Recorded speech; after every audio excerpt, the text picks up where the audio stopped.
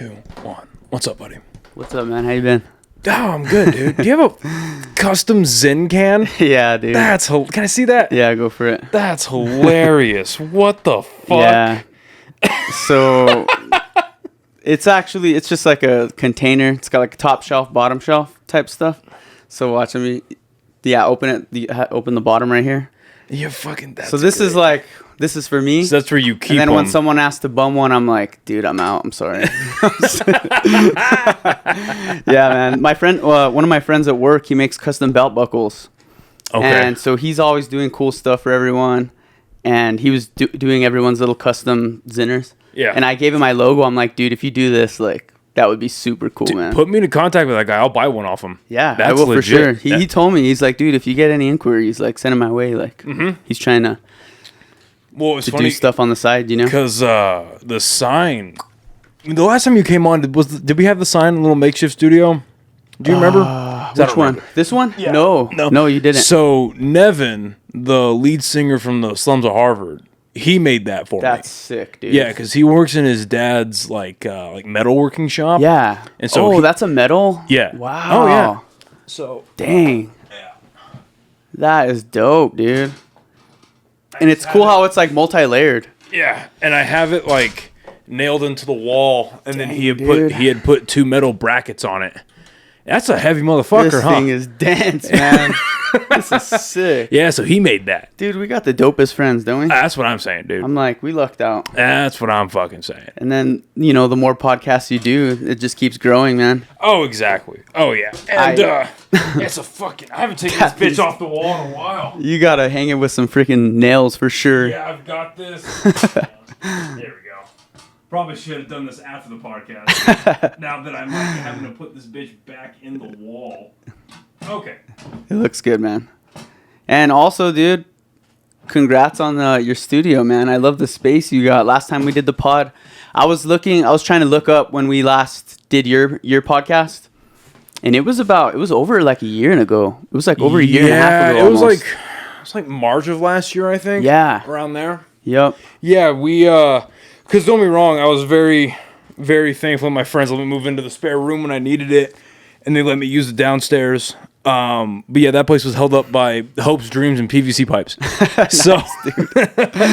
Hey, dude, it was a cool setup, man. You make it your own wherever you're at. Yeah, you got to make it work. You have to make a good space. Yeah, and I'll be moving out of here in February. Cheers, buddy. Happy Thursday. Happy Thursday, man. I'll be moving out of here in February. So, wherever my new spot ends up being, well, A, it'll be all my own. Yeah. And then B, I don't know. I still have like 6 months to workshop it. Okay. But I don't think I'm going to do a studio anymore. Okay. Just because, like, it'll be my spot. Because Joey is, how do I put this so I don't get him in trouble? He's going on a trip. Okay. And he'll be gone for a while. Yeah. And a good one. But he'll be going on a trip. And and understandably, he was like, yeah, I want to save money to buy a house when I get back. So I don't want to dump, because we weren't going to have him pay like the full rent that he was paying now. But it was like, he doesn't want to dump like $500-600 a month. Like, yeah, that's fair.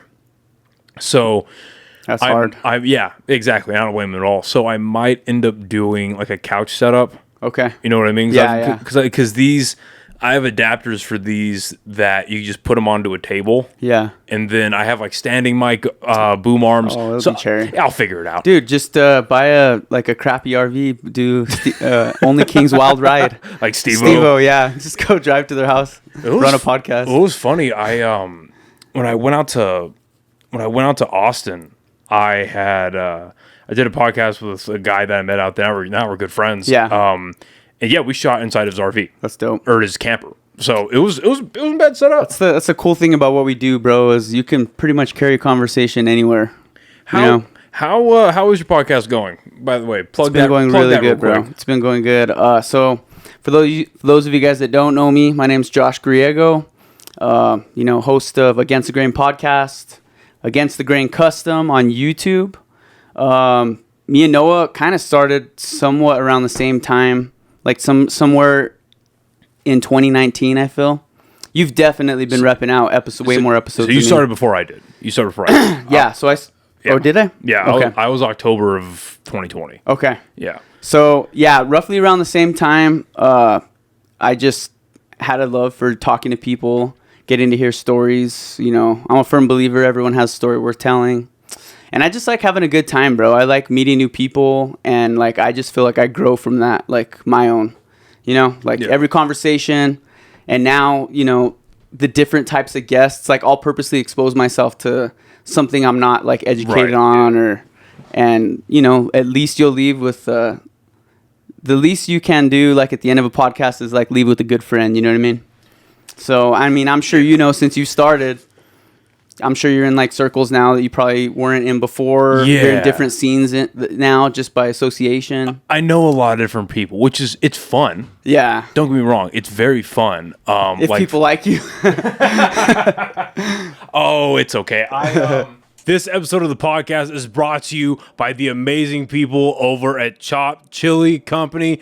Guys, they are the original sponsor of this podcast, and I could not be happier to continue to be working with these guys. I get it. It's New Mexico. Everyone loves red, green, both.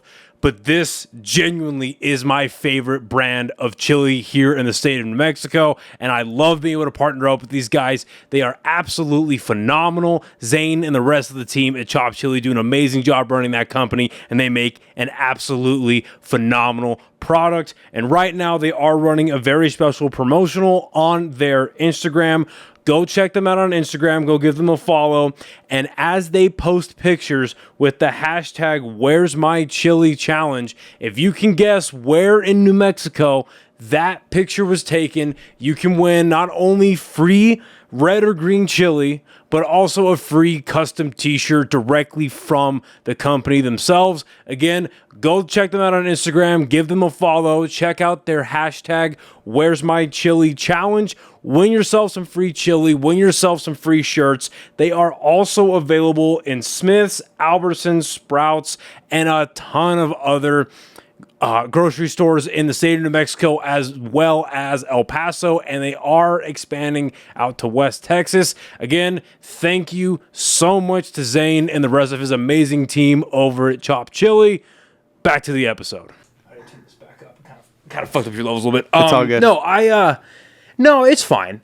I know the type of shit that's talked behind my back. Because people tell me. And I'm like, okay, that's cool, because it's nothing bad.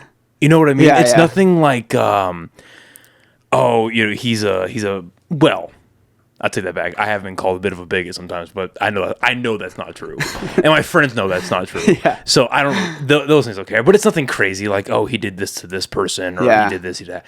It's all like, oh, he only gets booked because he's this, or he only does this because he has that. I'm like, okay.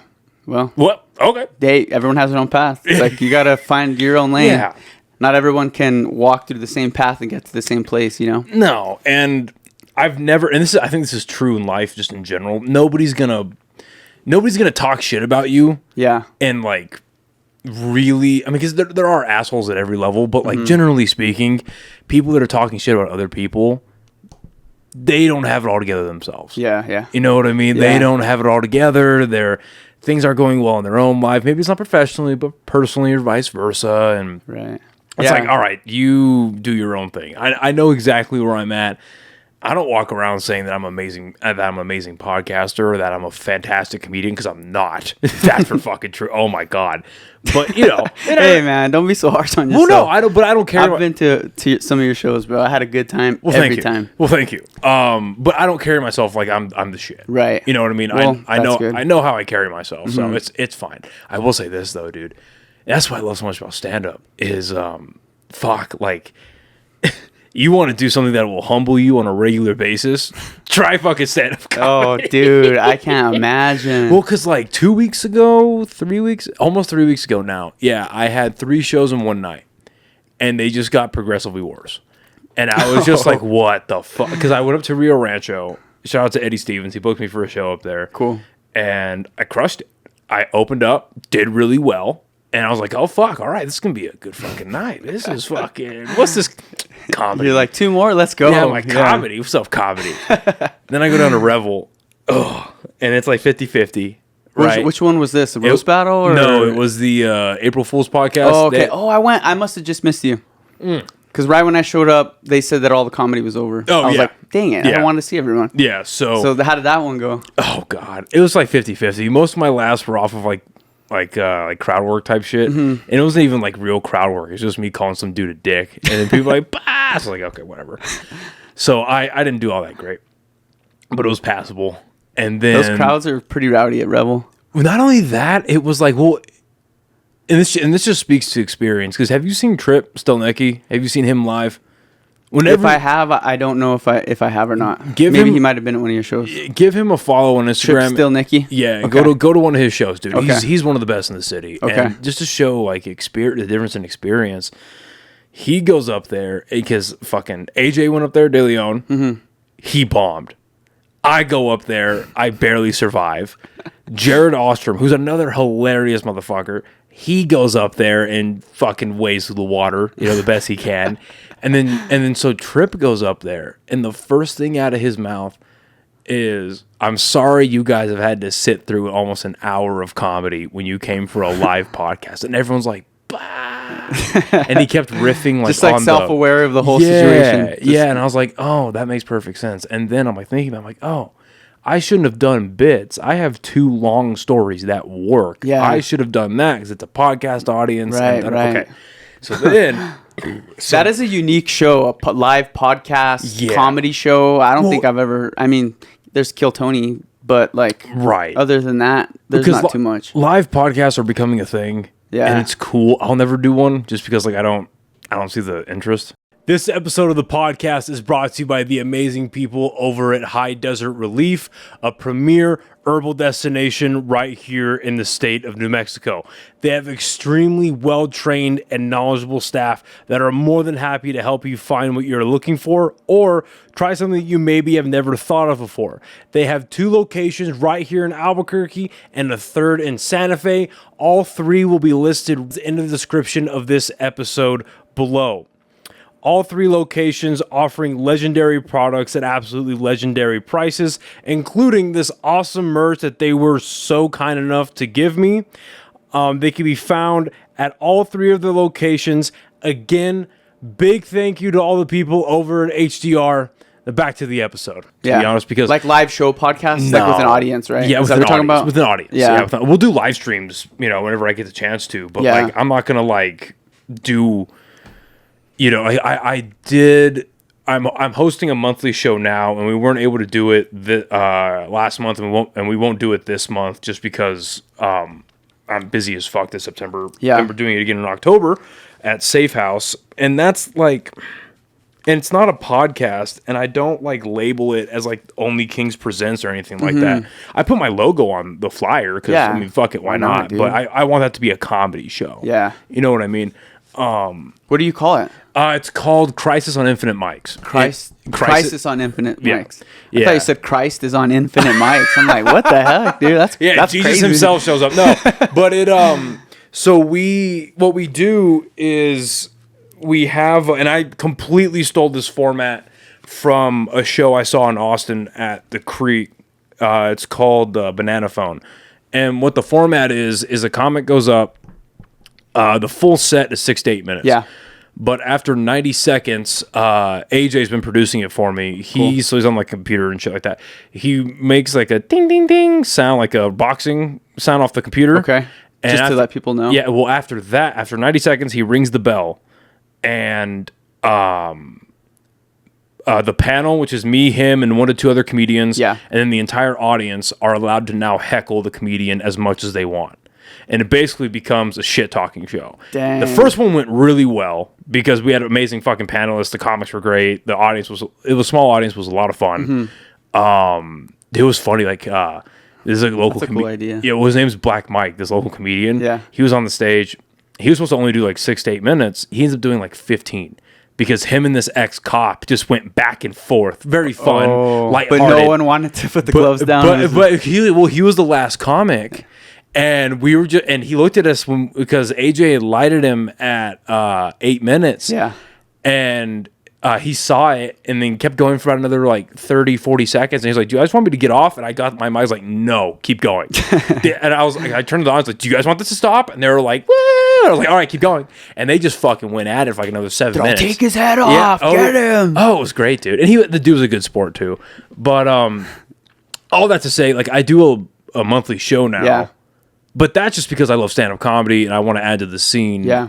And then you bring your own friends along too. Exactly. But then just doing like a live pod, it's not my personality. Yeah. There's so many moving parts. Well, there's so many moving parts, and then like it's just not my personality. Like to me, like to entertain a crowd, like, hey everyone, let's everyone get on. Like exactly, you're like playing host and doing stand up. Exactly, and like when we do live streams here in the studio, and we've had like when we do have a live audience that's more than like 3 or 4 people that are like in the chat, I'll have my producer tell me what they're saying, but I truly don't really care that much. Right. You know what I mean? Like I'm here to speak to the people that are in studio. Yeah, you don't want to pan too much to. Yeah, because then it becomes because not one night, the very first podcast I ever did, I think it's still on the YouTube page. The very first podcast I ever did was the election of 2020. Or, live podcast, rather. Did you do it with some homies or what? Oh, yeah. We were fucking morons. Oh, it was live? It was live. All we had was my little rinky-dink laptop with a webcam. The built-in webcam. Yeah. And we had it, like, the table set up like a L. So we were sitting, like, this way. And we had the camera facing this way, and we would like pass around like 2 mics. One of them wasn't even hooked up properly. And we had like 30 people watching, and half of them were talking shit.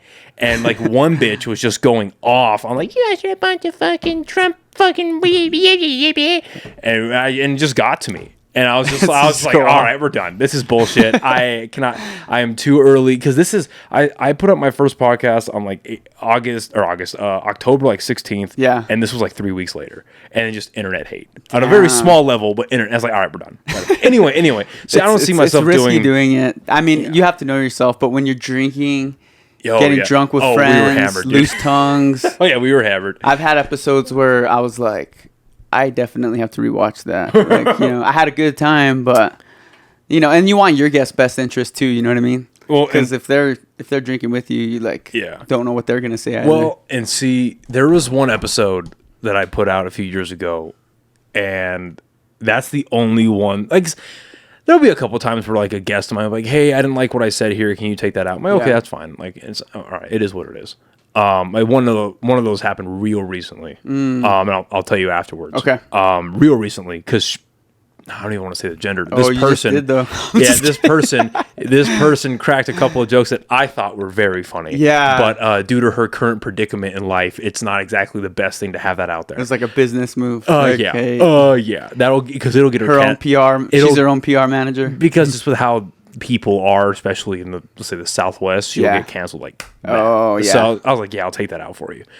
But no, there was one a couple of years ago where me and 2 of my buddies, the pod is still like 2.5, 3 hours long. Yeah. But I had to edit a few things out because we got way too hammered. One dude just dropping hard R's. Like it was bad. It was fucking bad. But anyway, so all of that to say, I just if I'm in podcast mode, I'm in podcast mode. You know what I mean? Same. I'm here to continue a conversation, not to like really like be like fucking whatever. Because I'm not that I'm a different person on stage, but it's performative. It is. You have to please everyone in a way. Yeah. Well, yeah, of course. Yeah. Of course. You're not fully. Your full attention isn't on your guest. You're like having to engage with the audience. Exactly. And then my mindset is like, with comedy shows in Albuquerque in general, it's like what's separating this comedy show or showcase? What's separating this from an open mic? You know what I mean? In quality and delivery and production, all that stuff. Okay, great.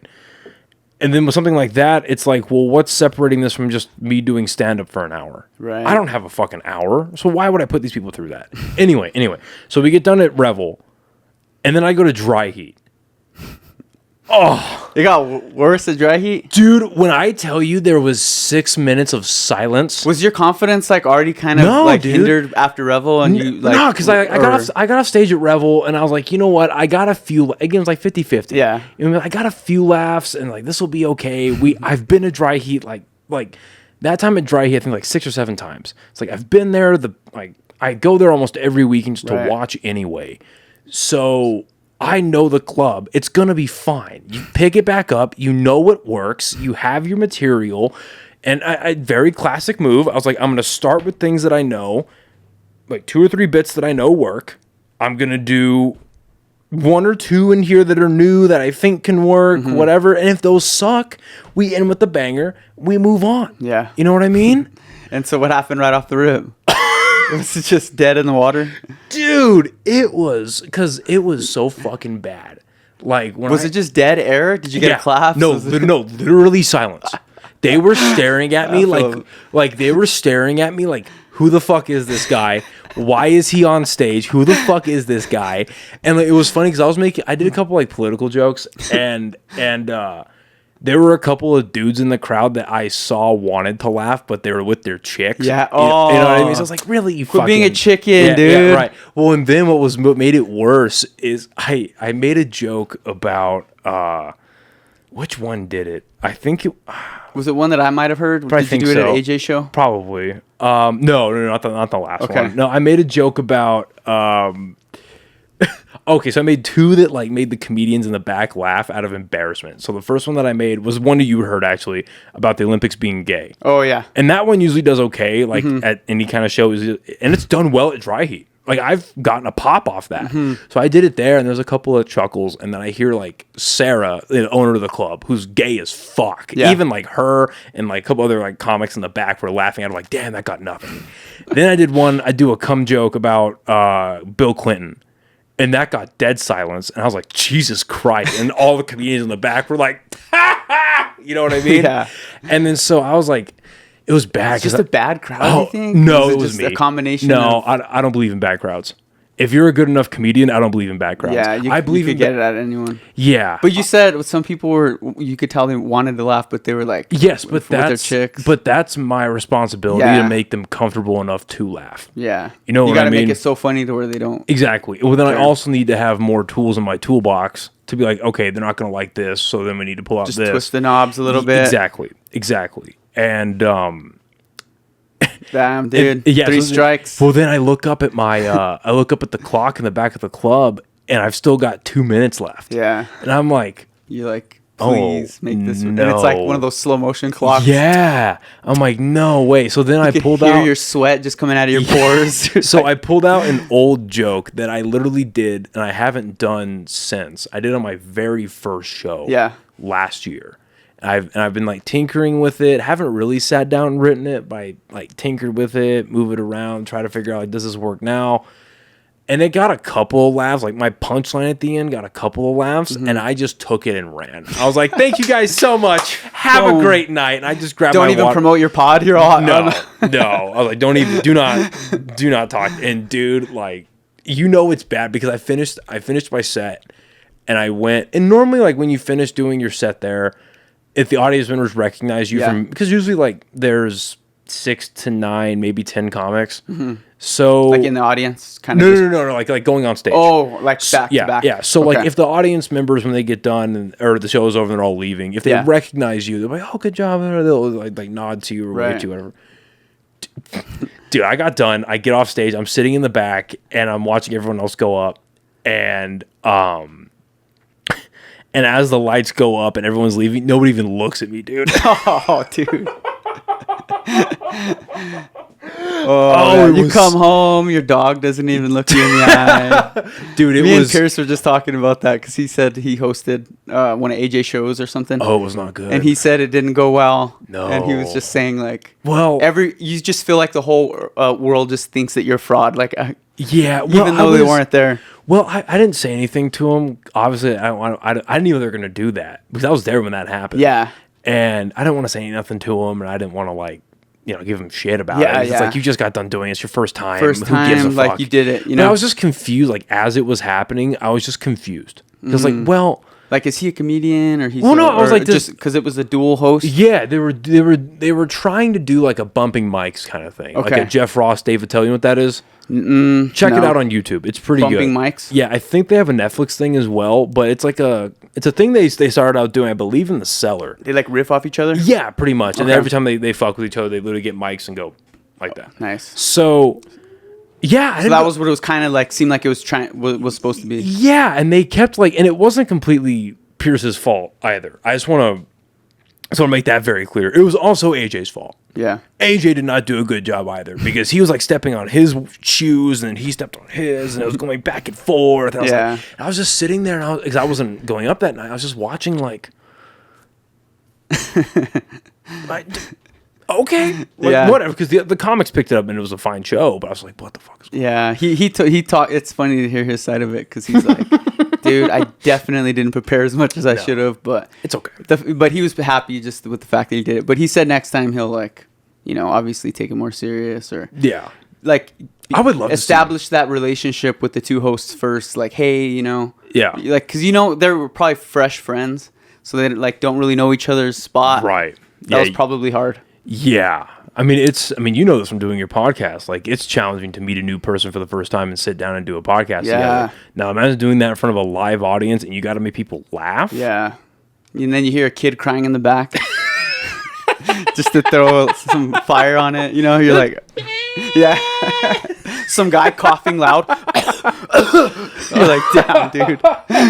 Yeah. Thank God we don't have that here. No, yeah. It's a tough thing, dude, but it's like, but the whole reason I bring all this up is like, if you want to do something that'll humble your ass, fucking stand up, dude. Like, and it gives you like, I mean, I've always had that kind of respect for comedians. I've been watching comedy since I was a little kid, but like, well, since like in middle school, but like, it's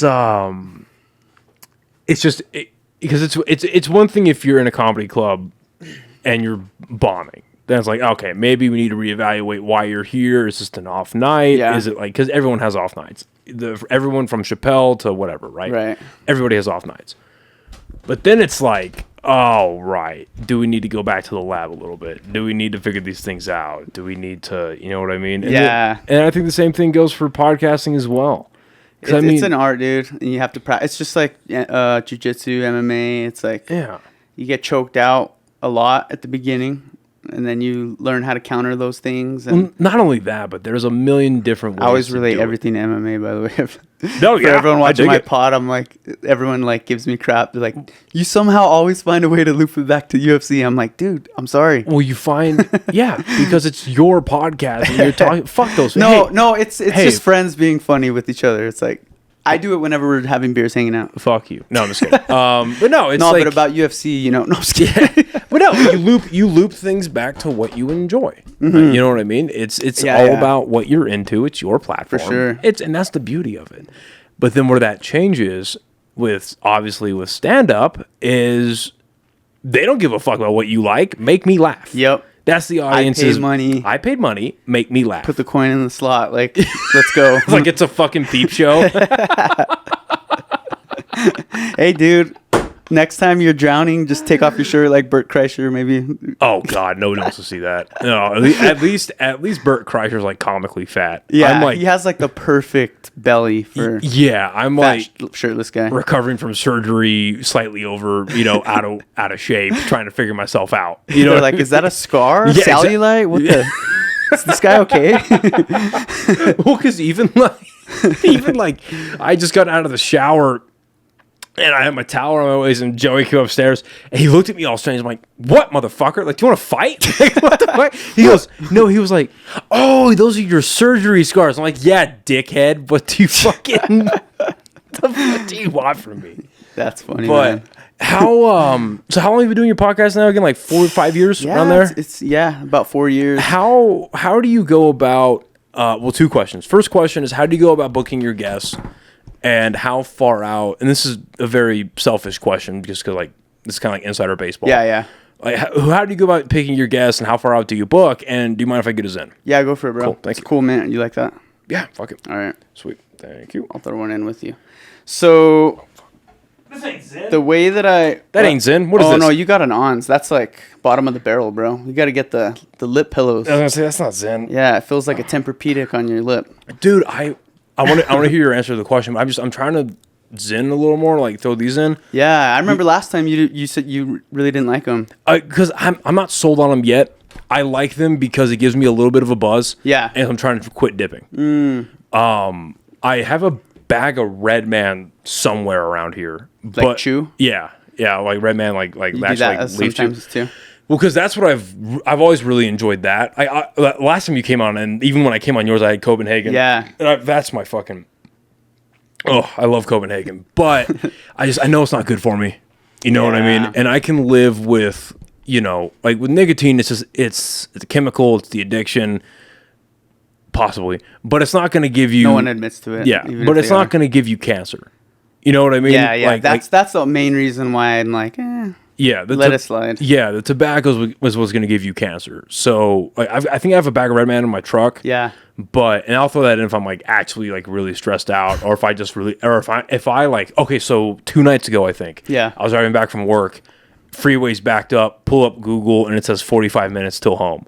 And it's a 20-minute drive from my work to here. Oh my God. Into the freeway. It's so backed up. It says Was this like 2 days ago? Yeah. Because I got sucked into that too. Yeah, 45 So minutes pissed till off. home. So I was like, all right, you know what? I'm throwing in a fucking chew, and I'm listening to Theo Von. Let's go. Yeah. So anyway. Theo Post Malone or Theo Trump? Which ones just came out? Last one I listened to was the Theo Trump Theo one. Trump. That one was pretty good. It was good. Yeah. I haven't listened to Post Malone yet, but I'm sure it's great. But anyway, so yeah, I'm trying to, because what I'll do with these is I'll throw this in and I'll get sick 10 to 15 minutes in. Yeah. I'll take it out. Maybe I'll put it back in, but you know, it gets me sick. It gets rid of the craving to chew. Mm-hmm. And it, you know, may or may not raise testosterone. So who the fuck knows? But anyway, so Andrew Huberman says, just kidding. Yeah, right, the nicotine thing. Yeah. That's the first thing I did. I'm like, what's Andrew Huberman's thoughts on nicotine? You know what, dude? I gotta word this. This is why I like doing pods with you, bro. We go everywhere. I love it. Oh yeah. That's what. Okay, so when Huberman got canceled, quote unquote, because he had like 6 girlfriends and a fiance. Yeah, I saw that. So that didn't last that long though. Yeah, no, because his audience is like 90% dudes. Yeah, and so they were all like, "Damn, 6 girlfriends." And he's still that jacked, and he's still that smart. It ends up like strengthening. Yeah, and he has time to do all. This dude's a fucking gangster. How does he have all this time? All the bros. Yeah, like, if we're being honest, like 99% of guys are like respect. Yeah, like it's not cool to cheat, but I don't. respect. I don't know what he's. I know he was canceled, but I didn't look into it. It was because he had multiple girlfriends. Yeah, or what? yeah. It's because he had like 6 girlfriends, and he either had a wife or was married. And it's fucked up to cheat on your wife. Don't get me wrong. Yeah. It's fucked up to cheat on your wife. On the other hand, the time management is wild. That's all. That's a high number, dude. Anyway, but yeah. Anyway, so because he had gone on Segura's show and they talked about how like nicotine like raises testosterone. They talked about Bert. No, yeah, right. Well, they shat all over Bert. Well, apparently Bert Kreischer and Huberman are like cousins or some shit. What? Yeah. Yeah, That's they talked random. about and because they had talked about that, how like the alcohol is going to kill him by 65 and this, that, and the other. Is that a 6 milligram? Oh yeah, that is. Sorry. Oh no, you're good. Oh no, you're good. I should have told you. I don't know. I'll just get a little hazy for like 20 minutes and I'll go away. It was fine. Take it out, dude. Yeah, you don't want to be like the kids on the Sandlot, dude. You know when they're riding, they take the chew. Oh yeah. They throw it out and it's too late. They're like sweating. Oh fuck, I haven't seen that in a long time, dude. I never knew like in my head watching that was like tobacco or what that even meant. Like it was funny, man. So when I was still in the military, we went out. This is like right before we deployed. Yeah. And we had gone out to Fort Bliss for like it was like 4 or 5 days for a training exercise. Yeah.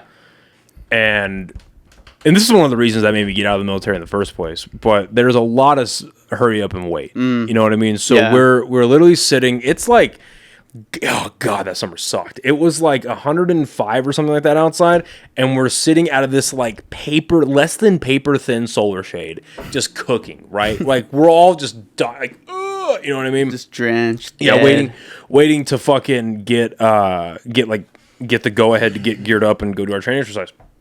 I mean, it's still hot when you're doing that, but at least you're doing something. Yeah. You know what I mean? Anyway, so we're all sitting there, we're just talking shit, our squad, and this one of the newer guys, he wasn't much newer than I was, but Acosta, this cool little dude, we fucked with him like he's a little guy, but cool guy, cool fucking dude. We're all chewing, and he goes, Well, he's that weird thing because little kids do this. You're like, hey, what do you got? Let me see it. You know what I mean? And we're like, I want to try. Yeah, right. They don't even care what it is. He's like, do you want some? He's like, no. I'm like, nah, you're gonna have some. And his squad leader or our squad leader heard us peer pressuring him, and he was like, Acosta, because we all chewed. And this guy, like, he was one of the guys that, like, our squad leader, cool guy. He was one of the dudes that throws a fucking hog in of Copenhagen, keeps it in, like, the bottom pouch of his lip. Down.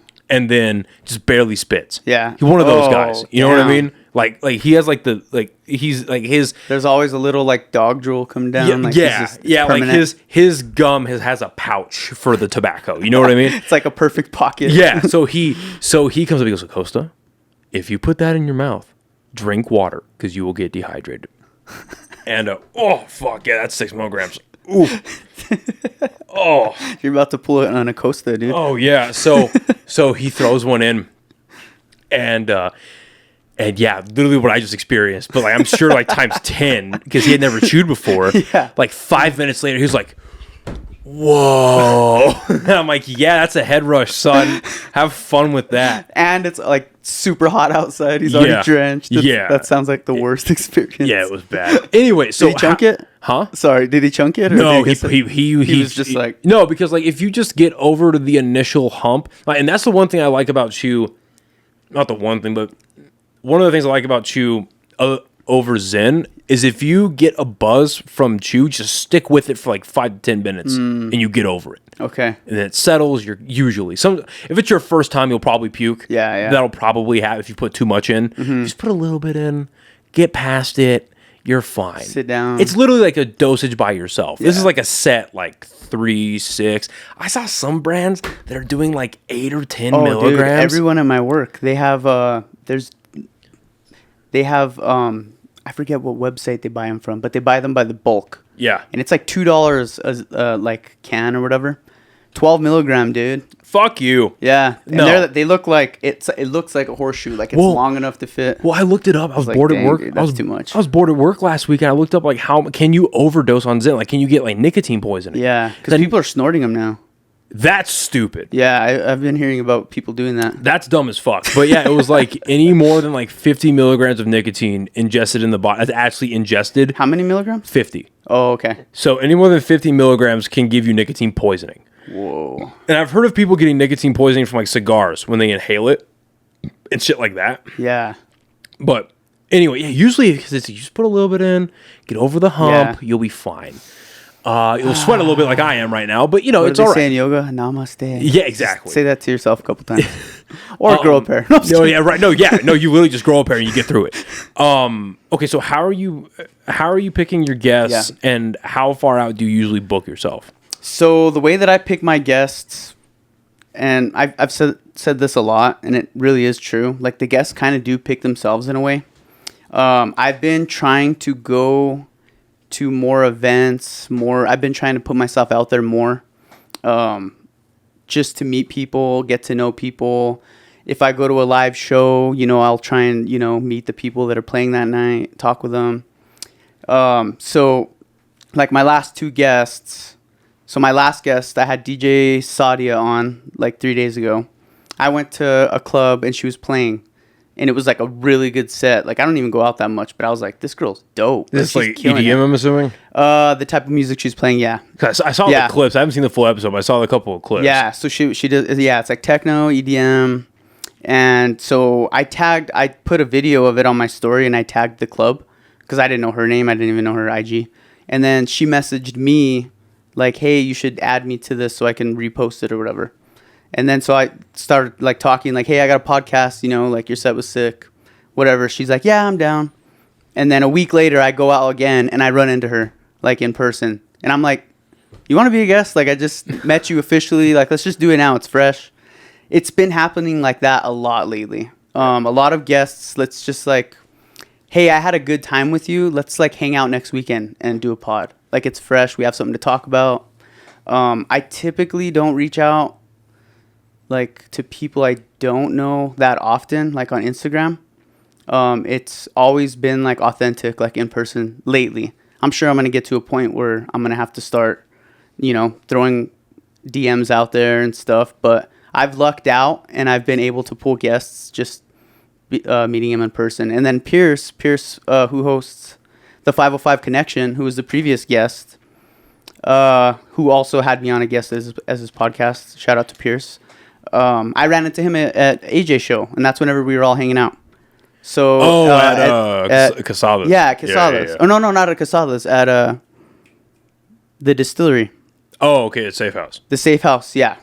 For AJ show, it was like Pierce, you. No, AJ, Pierce wasn't there at Casadas. No, Pierce. That's right. Yeah, no, Pierce was at Casadas too. Was he? That's how I ended up going. As Pierce invited me to Casadas. Oh, that's right. That is right. He was there. That's right. It's so crazy how we're all meet. Yeah. Like Pierce invited me to see AJ. I didn't know AJ. Me and AJ became friends. Like it's just like that.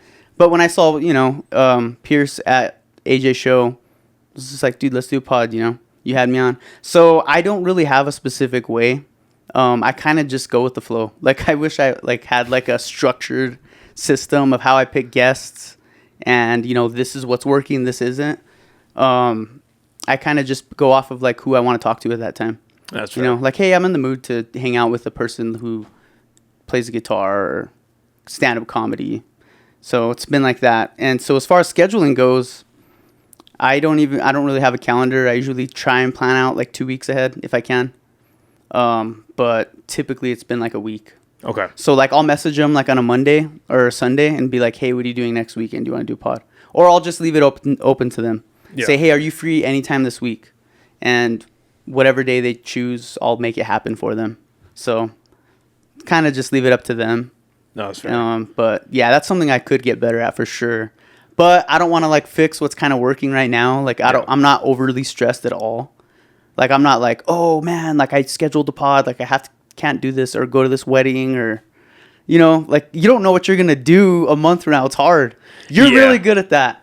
But with me, I'm like, dude, I would hate to have to cancel like multiple times. Well, yeah, and that's typically why I do it during the week, because normally things happen on weekends that I have to go to, and I haven't been to a fucking open mic in like 2 weeks, I don't think, and that's mainly just because I haven't been writing new material. I've just been working on things that I already know work. So that's when you go to work out, kind of? Yeah, oh yeah, for sure. Like, we've got Funny Fiesta coming up in a few weeks, and one of the shows that I'm doing, I'm only doing 5 minutes. Yeah. So it's like, I know I'm not going to do any of my longer bits. I'm just going to do one-liners. I'm just going to do that for 5 minutes. Yeah. So I can sacrifice not going to open mics. That's fine. Yeah. But I try not to put myself on weekends. That's when I count my time to myself. That's when I'm working on this a lot. That's when I'm writing, that kind of shit. And I like going through bursts of like, I'll schedule myself out for like 2 or 3 months. And then just like have them more or less close together. Yeah. Then that's like, smart. Okay, I know that I have this and this and like 2 a week. No vacations planned. Let's do it that week. Whatever. Yeah. That's smart. You go to, you make, say you're going on vacation in 2024, you make good money then. No, but it's, I don't know. I try to like plan that out because I don't want to go, and I'm going to have to start doing that in a few weeks where I go a week without publishing an episode, not for lack of having it, but because episode 200 is coming up, and I know that I want to do it with my friends. We have it scheduled out, but because of like all of their schedules, like Joey's leaving, and then one of my other friends is getting married and all this kind of stuff. So, and you want to do it like if you're going to do it with your group of friends, you want to like kind of hope more or less that like you even have the next day open too. Yeah. Like if you guys want to, have more drinks than usual. It's like you don't want to be up at 6 a.m. No, exactly. And then like, so I know I have like that scheduled, and then I've got like, okay, so I have to start spacing these things out and doing all that kind of stuff. But it's just good to know that I have a schedule set out. Like, if and when the time comes that Spotify decides to give me a lot of money, the only thing I'll ever outsource is the scheduling. Yeah. Where it's like, hey, put me in connection with people I think are cool. Right. And I'll either do it or not do it with like a booker or something like that. Like someone that I trust. Right. But as far as like, but I'll still have like the yes or no on that.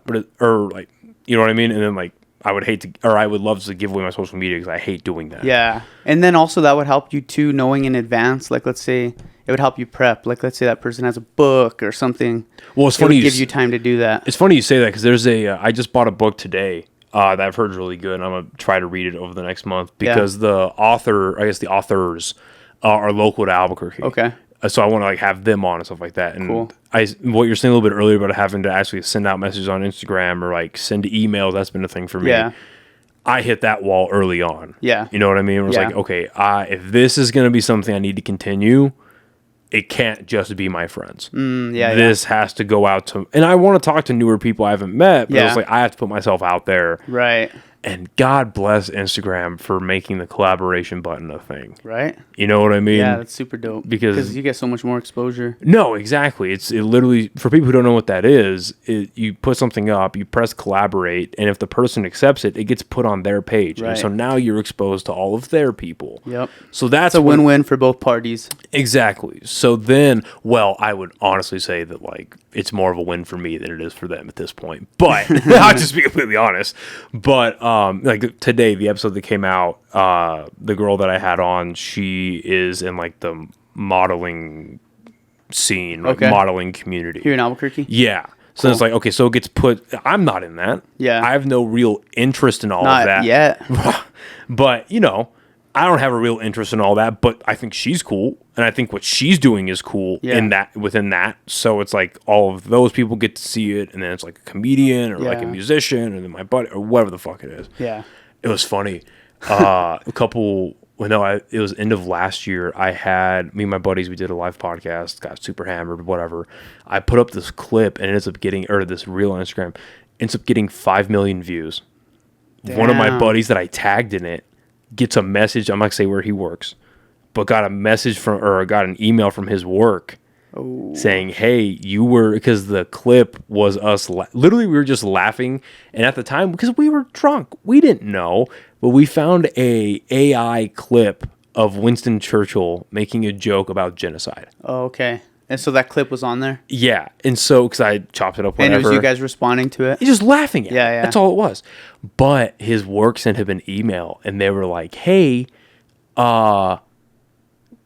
whatever you want to do in your free time is fine. If you want to go on your buddy's podcast, that's fine. Yeah. Make sure he doesn't tag you in anything, because you just got tagged in something that is being labeled as misinformation. Yeah, that's kind of messed up though, because as long as he's not saying like, hey, I work for this place, and then doing that. Yeah. Like what you do on your free time shouldn't be their business. Yeah, no, that's kind of weird. No, I completely agree. So I was like, oh, I'm sorry. Did Big Brother say you can't have fun anymore? You fucking pussy. No, it's fine. Keep tagging him in some crazy stuff. But apparently he had like a sit down with HR and everything. Oh, shoot. That's funny. Dude, so how do you pick your guests? Do you just go off of interest? Your own personal interest? Yeah, exactly. It's just like, because it's led to a couple of uncomfortable conversations. Yeah. But I've said it a million times. It's like, I only want to sit down with people that I think are cool. Yeah. You know what I mean? Yeah. And then there's been a couple of people where, and I won't say who, because I think they're good people and I don't want to shit on what they do. But it's like, I don't really give a fuck about what you do, but I think you're a cool person. Right. So I'll sit down and talk to you, and we'll talk about your thing because you have an interest in it. And if I don't give a fuck about it, but you have a passion for it, therefore I'm interested. Right. You know what I mean? Because I like listening to people talk about things that they actually love, that they actually enjoy. That's interesting to me. It just helps it helps the community out, in a whole different way. Exactly. It's like, okay, I haven't had somebody on that's done this yet. So this is a good example. Woodworking. I don't give a shit about woodworking. Yeah. I think tables are great. Obviously. Did you hear that, Jesus? It's messed up, dude. It's messed up. You're gonna get canceled. Yeah, there's one carpenter that I'm very much invested in. But other than that, man. Yo, there's one carpenter I'm down to sit down with. Yeah, exactly. Yeah. No, but what were you saying? But no, yeah, it's like I don't give a shit about that. Something that you're not into at all. I don't care about that. But if this person's super into it and they're knowledgeable about it and they're able to like explain why they enjoy it, there's the conduit in where it's like, okay, we'll talk about that. Yeah. Because I'm interested in hearing what you have to say, and then wherever it branches off, it branches off. But like, because how do I put this? I've been approached by a few people that wanted to come on. Yeah. And I just had to respectfully just be like, I don't think it's a good match. Yeah. But however, here are a number of other podcasts in town that are available, or that these people, whatever. Just because like I don't want to like give it away. Okay, so there's a couple of people that I've had on last year in the old studio that you were in. Okay. They were great people. Yeah. Fun conversations. I found out through those 2 conversations, I genuinely have no interest in what your passion project is. I think it's great that you love it. Yeah. But that's why it's hard. Other people it's hard to choose, like, it's hard to expose yourself to stuff you're not at least somewhat interested in. Well, because it's like, because then it makes a bad pod altogether too. Right, and then like, but what was cool about it was what made those episodes cool was we talked about what they loved, and then we talked about mutual interests and got into other things, and it expanded into like, okay, who you are as a person. Right. That's the importance of the whole podcast. Exactly. We all know what you do. We all know the brand. Who's behind the brand? Exactly. And that's what makes it interesting. But then it's like, okay, it kind of makes me stray away from booking other people in that space. Yeah. Just because it's like, I don't ever want to come off as fake. I'm curious for sure, but I was like, oh, well, what do you do? Oh, that's all. You know what I mean? Or like define success, or just like super softball questions. Yeah, softball questions. You don't want to be too much like Karakui. Yeah. Shout out. Logan, you're great. I'd love to have you back on. Thank you to you and your team for having me on the news. I mean to burn any bridges. I would love to be back on the news, but it's so there's people in that specific space that I'm just probably not going to speak with. Yeah. Just because I just don't have really an interest in that. And then, they should be coming and I had this conversation with the girl I had on, or whose episode came out today. We had talked about this before she came on, where it was like half the reason you're here is to promote a show you have coming out. Yeah. And I'm happy to do that because you and I have become like a little more like we're friends. Yeah. And, we're friends and I like what you do. And I think you are adding value to your community. Right. And you're adding value to everyone else who loves these things. And we can talk about more than what just this is. But it only goes so far. It only goes so far. You have to be flexible with conversation. Yes. Yeah. Yeah, exactly. So, I've been there too. So at the end of the day, it's very selfish. And it has to be. Inherently, it has to be selfish. It's what am I interested in? Who am I? And then outside of just what am I interested in, do I feel like this could be an interesting person? Yeah. You know what I mean? Maybe a smart move would be down the road, because you know how you said you want, like, down the road to have someone book your guests for you? Maybe you could just throw them names and then they do the booking. I worded that wrong. That's how I want it. Exactly. Yeah, like say, hey, I want to talk to this, and then throw it out there. Exactly. It wouldn't be, because then it's truly you handpicked that. Exactly. It's exactly. It's not book people. It's not book my guests for me and I'll figure it out. It's hey. Like, for instance, I need to get back on it, frankly, but end of last year going into this year, I was sending out emails to UNM because I want to speak and sit down with one of the professors that deals with AI. Like, I'm really interested in AI and where it's going, and I want to talk to somebody who's way smarter than I am on the subject, so I can ask my layman questions, my common man, like, hey, should I be... that, like, normal people would probably ask. Exactly, but I want to speak to somebody about that who's actually knowledgeable. So, therefore, I would love to be able to go to, like, a large, like, a management company, or people who have connections. Right. That's really what we're doing right now, is just, like, you do a podcast with somebody, and they're like... hey, I think you should talk to this person. Or you go to that person who's in that space, like, hey, I'm really interested in this person. Can you put me in contact with them? Yeah. That's what we're doing right now anyway, but just with a larger conglomerate where it's like, all right, hey, man, hey, management agency, I would like to speak to somebody about AI. Right. Or I would like to speak to somebody about, like, I sent a couple emails out to a local principal here because I want to speak to them about their school and APS education. I want to speak to them about that. That would be interesting. Haven't fucking heard back from them, but Oh, and then there's a certain hopeful politician that I was going... Red or blue? Very red. That I was going back and forth with on email for a while that has just ghosted me for the second time. It just fell through. Yeah, well, they just ghosted me. It was like, yeah, send me dates and we'll do it. I'm like, okay, sounds good. Here are the dates. Nothing happens. 6 months. You probably saw that Churchill clip and literally like 3 weeks ago, 3 weeks ago, I emailed. I'm like, hey, I would really love to do this thing and da. Like, oh yeah, I'm sorry. And then like I get this email back like a day later. Hey, I'm really sorry. Actually, I can just fucking read you the email. Okay. Yeah, I'll read you the fucking full email. So I have a question on that too, because like, do you get people when you invite someone to your podcast who's probably never seen it? Yeah. And they ask, what is it about? Or, you know, that's obviously their first question. Like, what is it about? What do you talk about? Right. What do you tell them? So I just tell them that it's an open discussion. And that it completely depends on you. And I tell them like, I tell them why I want to talk to them. I think that's the best answer. Yeah. It's not really like, what's the podcast about? Yeah. It's like, why? Because what they're really asking is, why do you want me on there? Yeah. You know what I mean? Whether it's just a genuine question of like, why me? Or if it's like, let's say they're like a bit of a notable name or whatever. It's like, why do you want me? And I just tell them, it's like, well, I'm interested in what you do. I'm interested in what you're about, whatever, what your profession is or who you are as a person. Right. And then the general structure of the podcast is open forum. Like, I don't come in with prepared questions. I don't come in with like an agenda. Like I have ideas of what I want to ask. But I have the centric of the conversations about you. Exactly. It's open. Them. Like I have ideas of what I want to ask you about, and maybe I have a couple of questions in my head to get started, but it kind of just goes from there. Yeah. Because thankfully, that's one of the things that I found that I've gotten a lot better at is just carrying a conversation. Right. You know what I mean? Which is obviously inherent to the job. Like it's inherent to like what you're doing. Right. But that's why and it's that answer's evolving too. Mm-hmm. It's like, how can I better articulate that and not just make it sound like, oh, I'm another dork with a podcast. You know what I mean? Yeah, that's why I made a mission statement, because I was getting asked that a lot, and I feel like it was just exhausting just responding.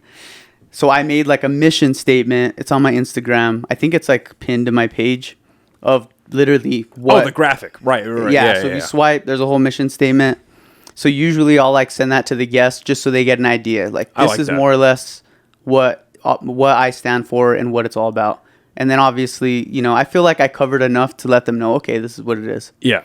And that's smart. That's a very smart like professional. Send off, you know. And especially since you have it pinned on your page. So the first thing, if they look you up, well, not if, but when they look you up on Instagram, that's the first thing they say, okay, this guy kind of has his shit together. You know what I mean? I guess, yeah. But okay, so read it to me. Yeah. So this is after like 6 or 7 months of no contact, right? Like getting ghosted. August 12th, hit the person up. Hope your day's going well. Are you still interested? Da, da, da. And then the next day, yes, absolutely. I'm so sorry. I've been hard to pin down. What are you thinking, and how will we do it? Zoom ? I said. No Zoom. Well, yeah, exactly. I said, no worries at all. I currently shoot out of my home studio. If you're comfortable to come here, if you prefer, I have equipment that allows me to be mobile. What's your availability? Prospective dates. Yeah. The same day.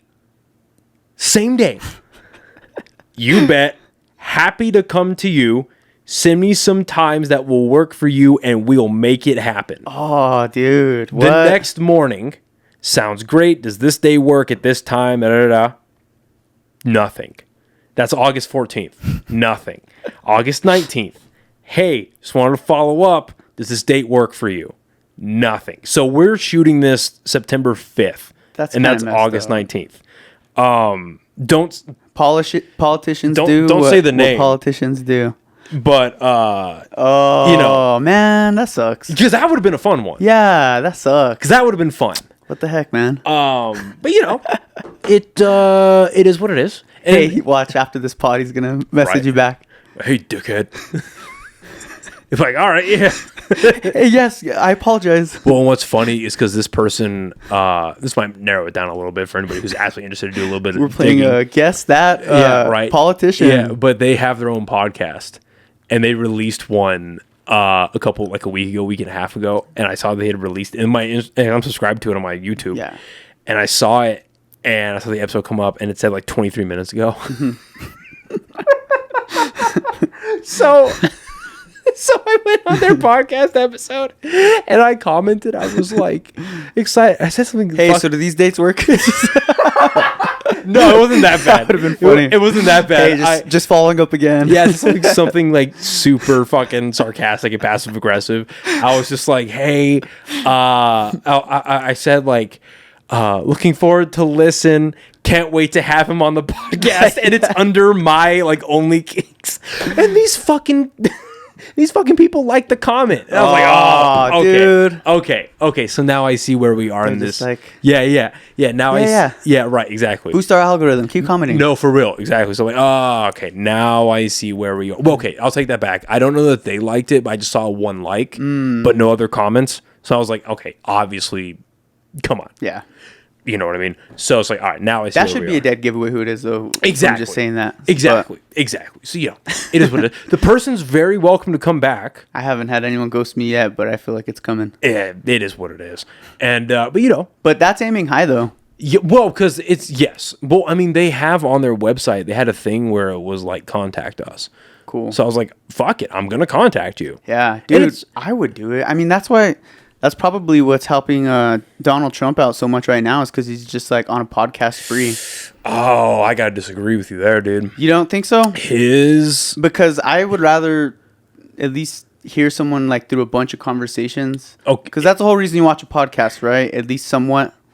So to kind of see. So I agree with you there on principle. Right? Yeah. Like in theory, I agree with you there. However, so specifically with the podcasts, I disagree because, like, for instance, a podcast I listen to regularly is the Sean Ryan Show. Sean Ryan. Yeah, and Sean Ryan. What does he do again? So he is an ex-Navy SEAL, ex-CIA contractor. I know exactly which one. And he went and sat down with Trump. And this dude, Sean Ryan, he is known for going for 3, 4, 5, 6 hours. Long episodes. Not grilling his guests, but asking hard questions, right. Staying kind of on like topic. Lex Friedman in a way. Yes. And he sat down with Trump. Yeah. And it's obvious, like that podcast made it obvious to me that, okay, Trump's team only allows him to sit down for an hour to do these things. And maybe it's based on time, whatever. It's probably how busy he is. A, but B, that adds credence to what Rogan has been saying over the last few years, where it's like, because he was talking about it during the pandemic about the Trump, having Trump on. Yeah. And one of the things he kept bringing up was they only wanted to do it for an hour. Mm-hmm. And I understand why that's a hard no for him. And quite frankly, I respect the shit out of that. Yeah. I respect the fucking shit out of it. Especially since that's, I'll just put it right here. So especially since that's like what their brand is and what they are already doing.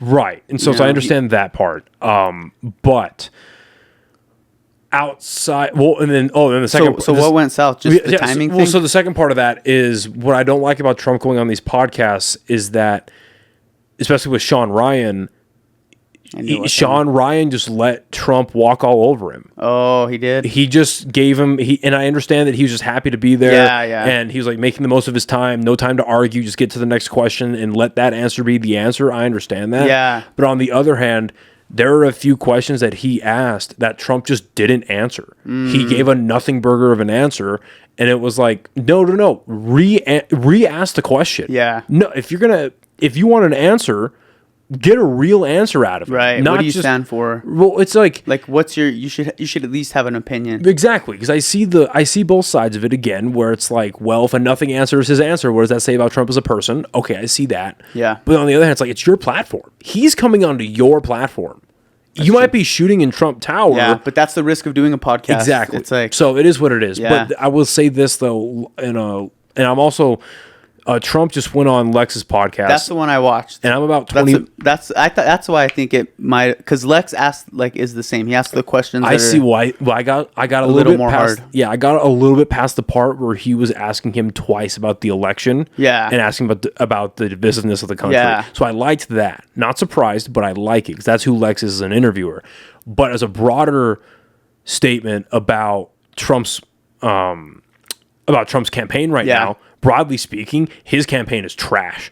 I got to be completely honest. He is running a horrible campaign, and the only reason he's above in the polls is because of how shitty Kamala is. Because if you really think about it, right?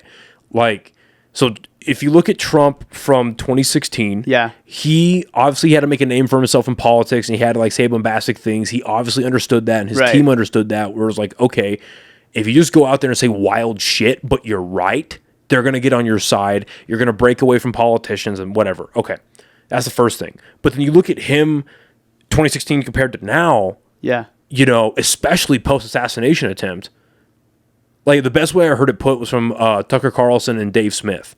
The best way I've heard it put. What did he say? Was if your message And if your mission in politics is to go against the deep state and you end up getting a following like Trump did, you have to be ready to die. And Trump, I don't think, and I think this is displayed right now in the way he's running his campaign and the way that he's, especially how he speaks about Israel and how he speaks about just general policy. Yeah. He was not ready to die.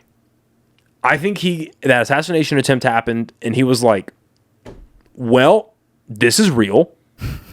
And, you know, I don't want to die. And then, so he did that Twitter Spaces with Elon Musk. So what's indicating that he didn't want to die, or where did you get that? Well, because like for instance, he does a Twitter Space from Elon Musk or with and Elon. I don't know. I'm just asking questions. I have no idea. No, yeah. So he does his Twitter Space with Elon, and when Elon what is asked, that, like a Zoom? Like a voice? It was like it was it's a voice call that everyone can listen in on. On Twitter, okay. On Twitter, right? Like a live podcast, pretty much, but just audio only. So Elon asked him about the assassination attempt. Yeah. And the first thing out of Trump's mouth is he's praising the Secret Service. Are you fucking kidding me? If this happened in 2016, right out the gate, or even in 2020, Donald Trump would have been like, yeah, they're weaponizing the Justice Department against me. They tried mocking me up as a Russian agent. Yeah. They tried impeaching me twice. They tried arresting me they did arrest me, and they tried convicting me off the January 6th bullshit. Yeah. They raided my house, and now they just tried to shoot me. This is the deep state. It is real. They want to kill me. Don't you think a part of it would be like him? I feel like he's the type of person to never forget and like keep all that in his back pocket and unload waiting until he gets voted in. Okay, so or in office, and then now that he like actually can do something about it. I would agree. Seems like now they're all just hungry for votes any way they can get them. I would agree with you if it wasn't for the Hillary Clinton situation. And what I mean by that is, if you remember during his campaign, he was like, Hillary's a criminal. He literally said one of the biggest mic drops in his campaign was, you know, Hillary Clinton saying, I'm glad that a person with the temperament of Donald Trump is not in office. And his immediate, like a fucking comedian, his immediate response is, because you'd be in jail. Yeah. So then when Lex asked him about that, actually. Oh, does he? Yeah. Nice. Because he gets into office, doesn't do anything, and then flash forward to that Twitter Spaces, Elon asks him something adjacent to that, and it comes up. And he goes, yeah, when he said this, and he said this in the Sean Ryan interview too. What?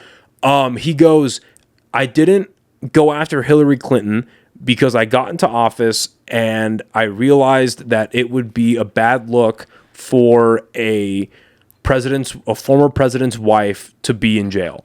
And I see the perspective on that. Yeah.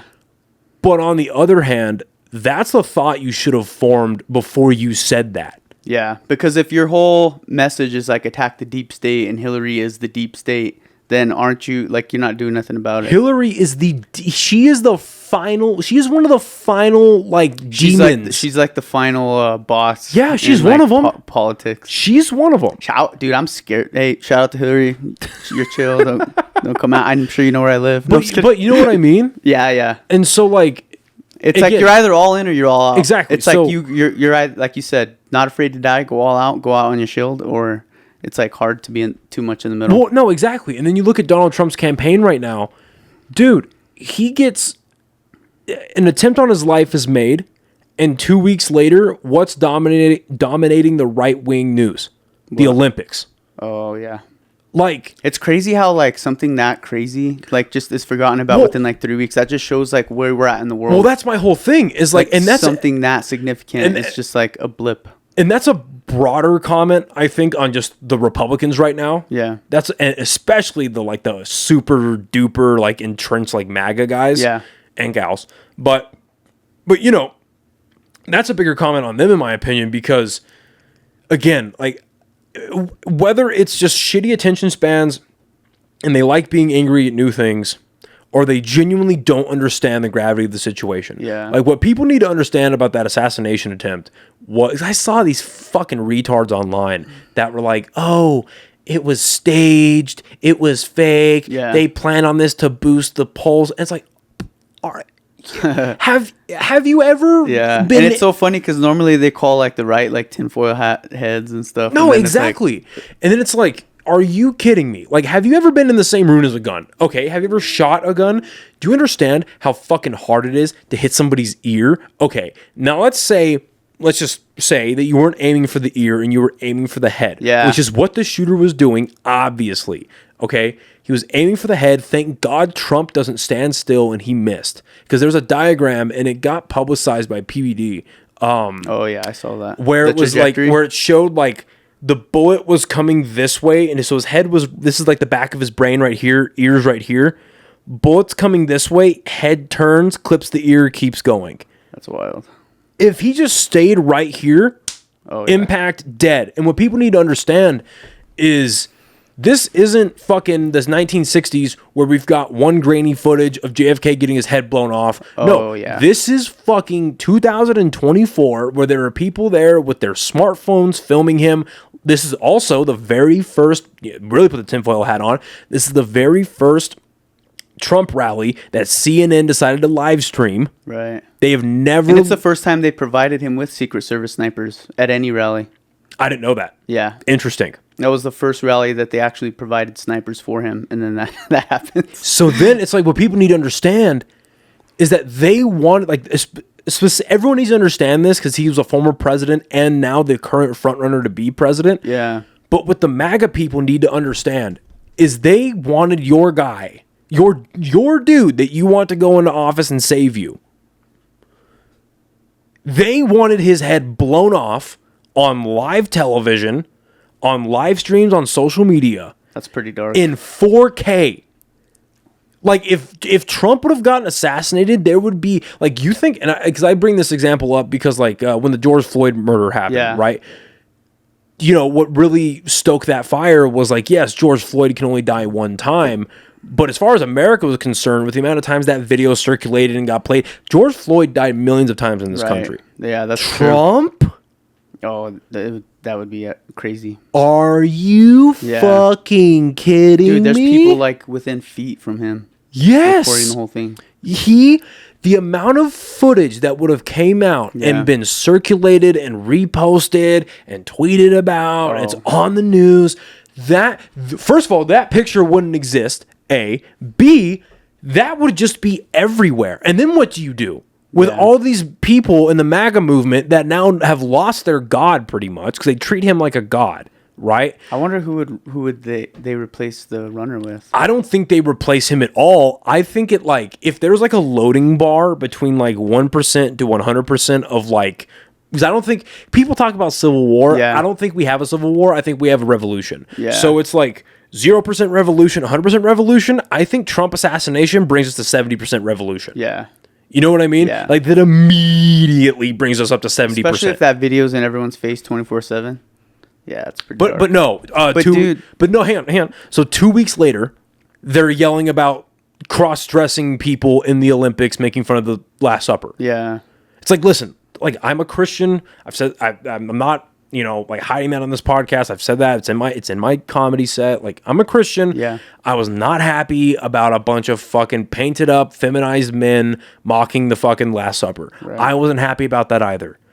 But quite frankly, we have bigger fish to fry. And then if you really look at it, you know, remember what happened with the Bud Light issue with Dylan Mulvaney and the fucking CEO of Bud Light or Anheuser-Busch or whatever. The CEO of Anheuser-Busch, they were like, yeah, we want to move Bud Light away from like the party frat boy, whatever. We want to expand our demographic. It's like, okay, you want to cut off your main demographic and still make money? You're a fucking moron. Anyway, so people, and then the whole... They changed up real quick. Oh, yeah. And then the whole They went from that to UFC like real quick. They went from Dylan Mulvaney to Shane Gillis.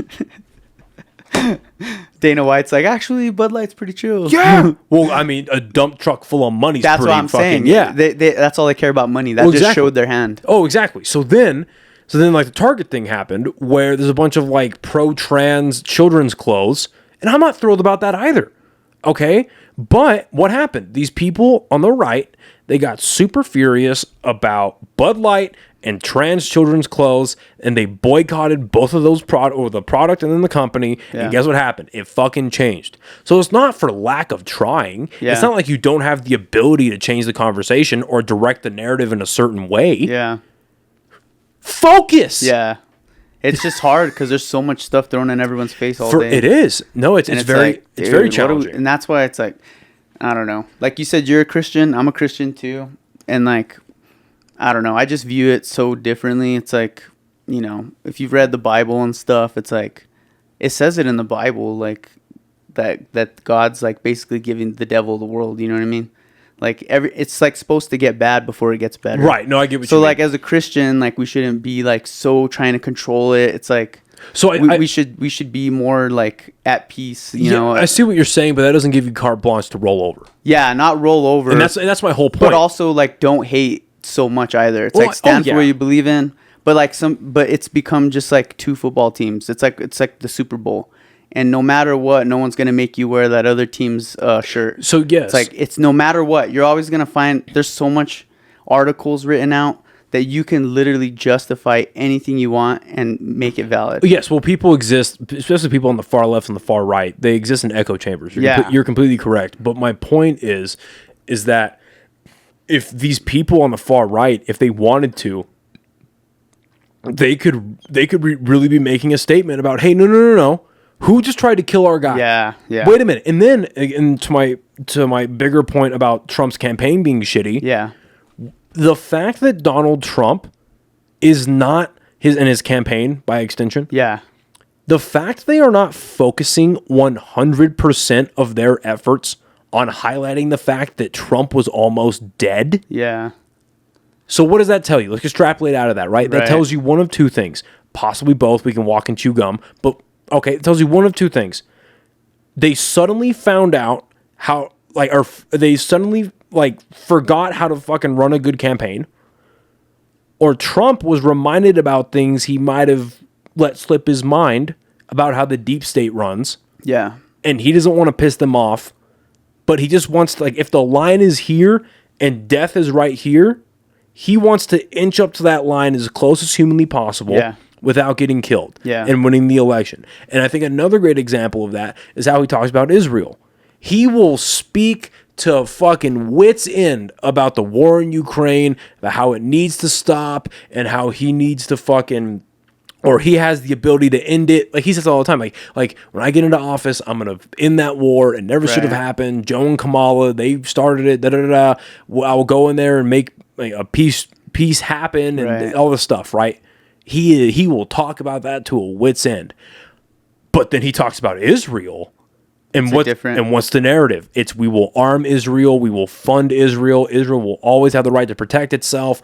They will not waver on that. Yeah. He says he wants to stop the war, or if you want to call it a war, but like he says he'll stop the conflict between Israel and Palestine, but not without expressing his full love and devotion to Israel. Right. So then it's like, okay. And it's very funny, and I don't want to steal this idea. I want to give credit again. Dave Smith, he brought this up, and Dave Smith is the guy who was just on Rogan and Schultz, right? Yeah, he's a really smart guy. Yeah, he's really well educated. Very smart guy. Yeah, he knows all about that. Yeah, very smart guy. And I've been thinking about the right, and that's what I love about him so much. Is like the ideas he's saying, I kind of already knew, but the way he's articulating it makes it click. It's like, oh, wait, that makes sense. Yeah, say it like that. That makes perfect sense. So he brought this up. Where it was like, was this on a podcast? Yeah, but on a podcast about the Israel situation, where it's like, okay, if you aren't able, I'm losing my train of thought. Holy shit, because Trump, okay, so when you have these issues that the right enjoys mocking, right, whether it's protests on campuses or it's the BLM riots. Protests, whatever you want to call them, they've been both. But like the BLM protests and riots, whether it's the trans issues, the LGBTQ, whatever issues, the right, these figureheads on the right are quick to mock them, quick to make fun of them. But the moment you criticize Israel, The moment you have something to say. Well, that's where Ben Shapiro changed up real quick too. Well, Ben Shapiro, because isn't he? He's Jewish. He's Jewish. No, he's a devout Orthodox Jew, and he is like I just saw somewhere that like they were criticizing him for that too, kind of, or yeah, because it's like don't criticize him for being Jewish. Criticize him for being like unwaveringly, blindly devout to that's Israel what I'm talking about, and Benjamin Netanyahu. So my point in that is like, you know, they're the right, these figureheads on the far right and people on the far right are so quick to make fun of the left for that. But the moment you criticize Israel, the moment you say something, hey, maybe this isn't cool that they're dropping thousands of bombs on innocent people, right? Or maybe it's not cool that we have footage of them killing some people that are on supply lines that are unarmed, right? Or maybe it's not cool that people in Israel are protesting the arrest of 2 IDF soldiers that gang raped minors in Palestine. Dang, dude. Yeah. I didn't know that. Yeah. So maybe we shouldn't do that or be in support of that. Yeah. They turn into the left. They turn into the woke mob. Like, you can't say anything about Israel. They'll find a way to just... That shows you, to your point a little bit earlier about them being like the Super Bowl is 2 football teams. Yeah, it's like they'll never admit to anything or any faults at all. Not only that, but I think a better analogy is they're called left and right wing because they're on the same fucking bird. Yeah, that's true. Yeah, I didn't think about it that way. They're on the same fucking bird. I wonder if we're ever going to get to a point where someone like what RFK was will actually get voted into presidency. Well, or is the system rigged to where it can only be left and right pretty much? Well, and that's the thing. If you look at RFK's campaign, what killed him? Because certain states couldn't vote for him, right? Well, so wasn't that like some weird thing? Like, yeah, so there was that where they were having a lot of issues with getting him on the ballot for the states. Like New York and random big states like that. Yeah, but RFK's got so much money and his campaign has so much support that they were like in legal proceedings to get all of that turned away. And obviously we're filming this episode and having this conversation after he comes out and supports Trump. But what killed RFK's campaign outside of the, quite frankly, you know, misplaced rumors and myths about him. Yeah. All the conspiracies about him. What killed RFK's campaign and what lost him a lot of trust in his base was his stance on Israel. He is correct for the most part on most major issues, but just like everyone else on the right, when it came to Israel, it was no, full support. They have the right to defend themselves. They are doing nothing wrong. Like him and Dave Smith had a good debate about it. Him and RFK and Dave Smith? Yeah. On a pod or? Yeah, on Dave Smith's podcast. And they had a good debate about it. I need to look up Dave Smith's podcast because I always tune in when he's a guest, but I actually didn't know he hosted his own. It's worth it, dude. I'll check it out. And he, many podcasts. RFK. So many good podcasts out there. Yeah. It's like, dang. RFK, he just is devoutedly into Israel. And it's like, okay, yeah, no, all of you guys are at the core of it. What do you think it is? Why do you think no one's like... That's a question, huh? You know, like what's the unwavering thing of like why everyone won't say anything about it? So Candace Owens is getting a lot of shit right now because she hosted a Twitter space between her, this other guy, I could be forgetting his names. I don't really know who he is. This other dude, Andrew Tate, and then Dave Smith hopped in. And the title of the Twitter space is The Truth About Zionism. And and I didn't listen to the whole thing. I need to finish it. But basically what I understand from listening to other people talk about it is that she talks a lot about this like deep state Jewish cabal of people, of extremely corrupt Jewish people that basically have the hands on the knees on the throats of America, the UK, so on and so forth. Yeah. I don't know where that comes from. I don't know if that's true. What I can say is that every member of our Congress has a member of AIPAC attached to them to basically make sure they support Israel. That's not good.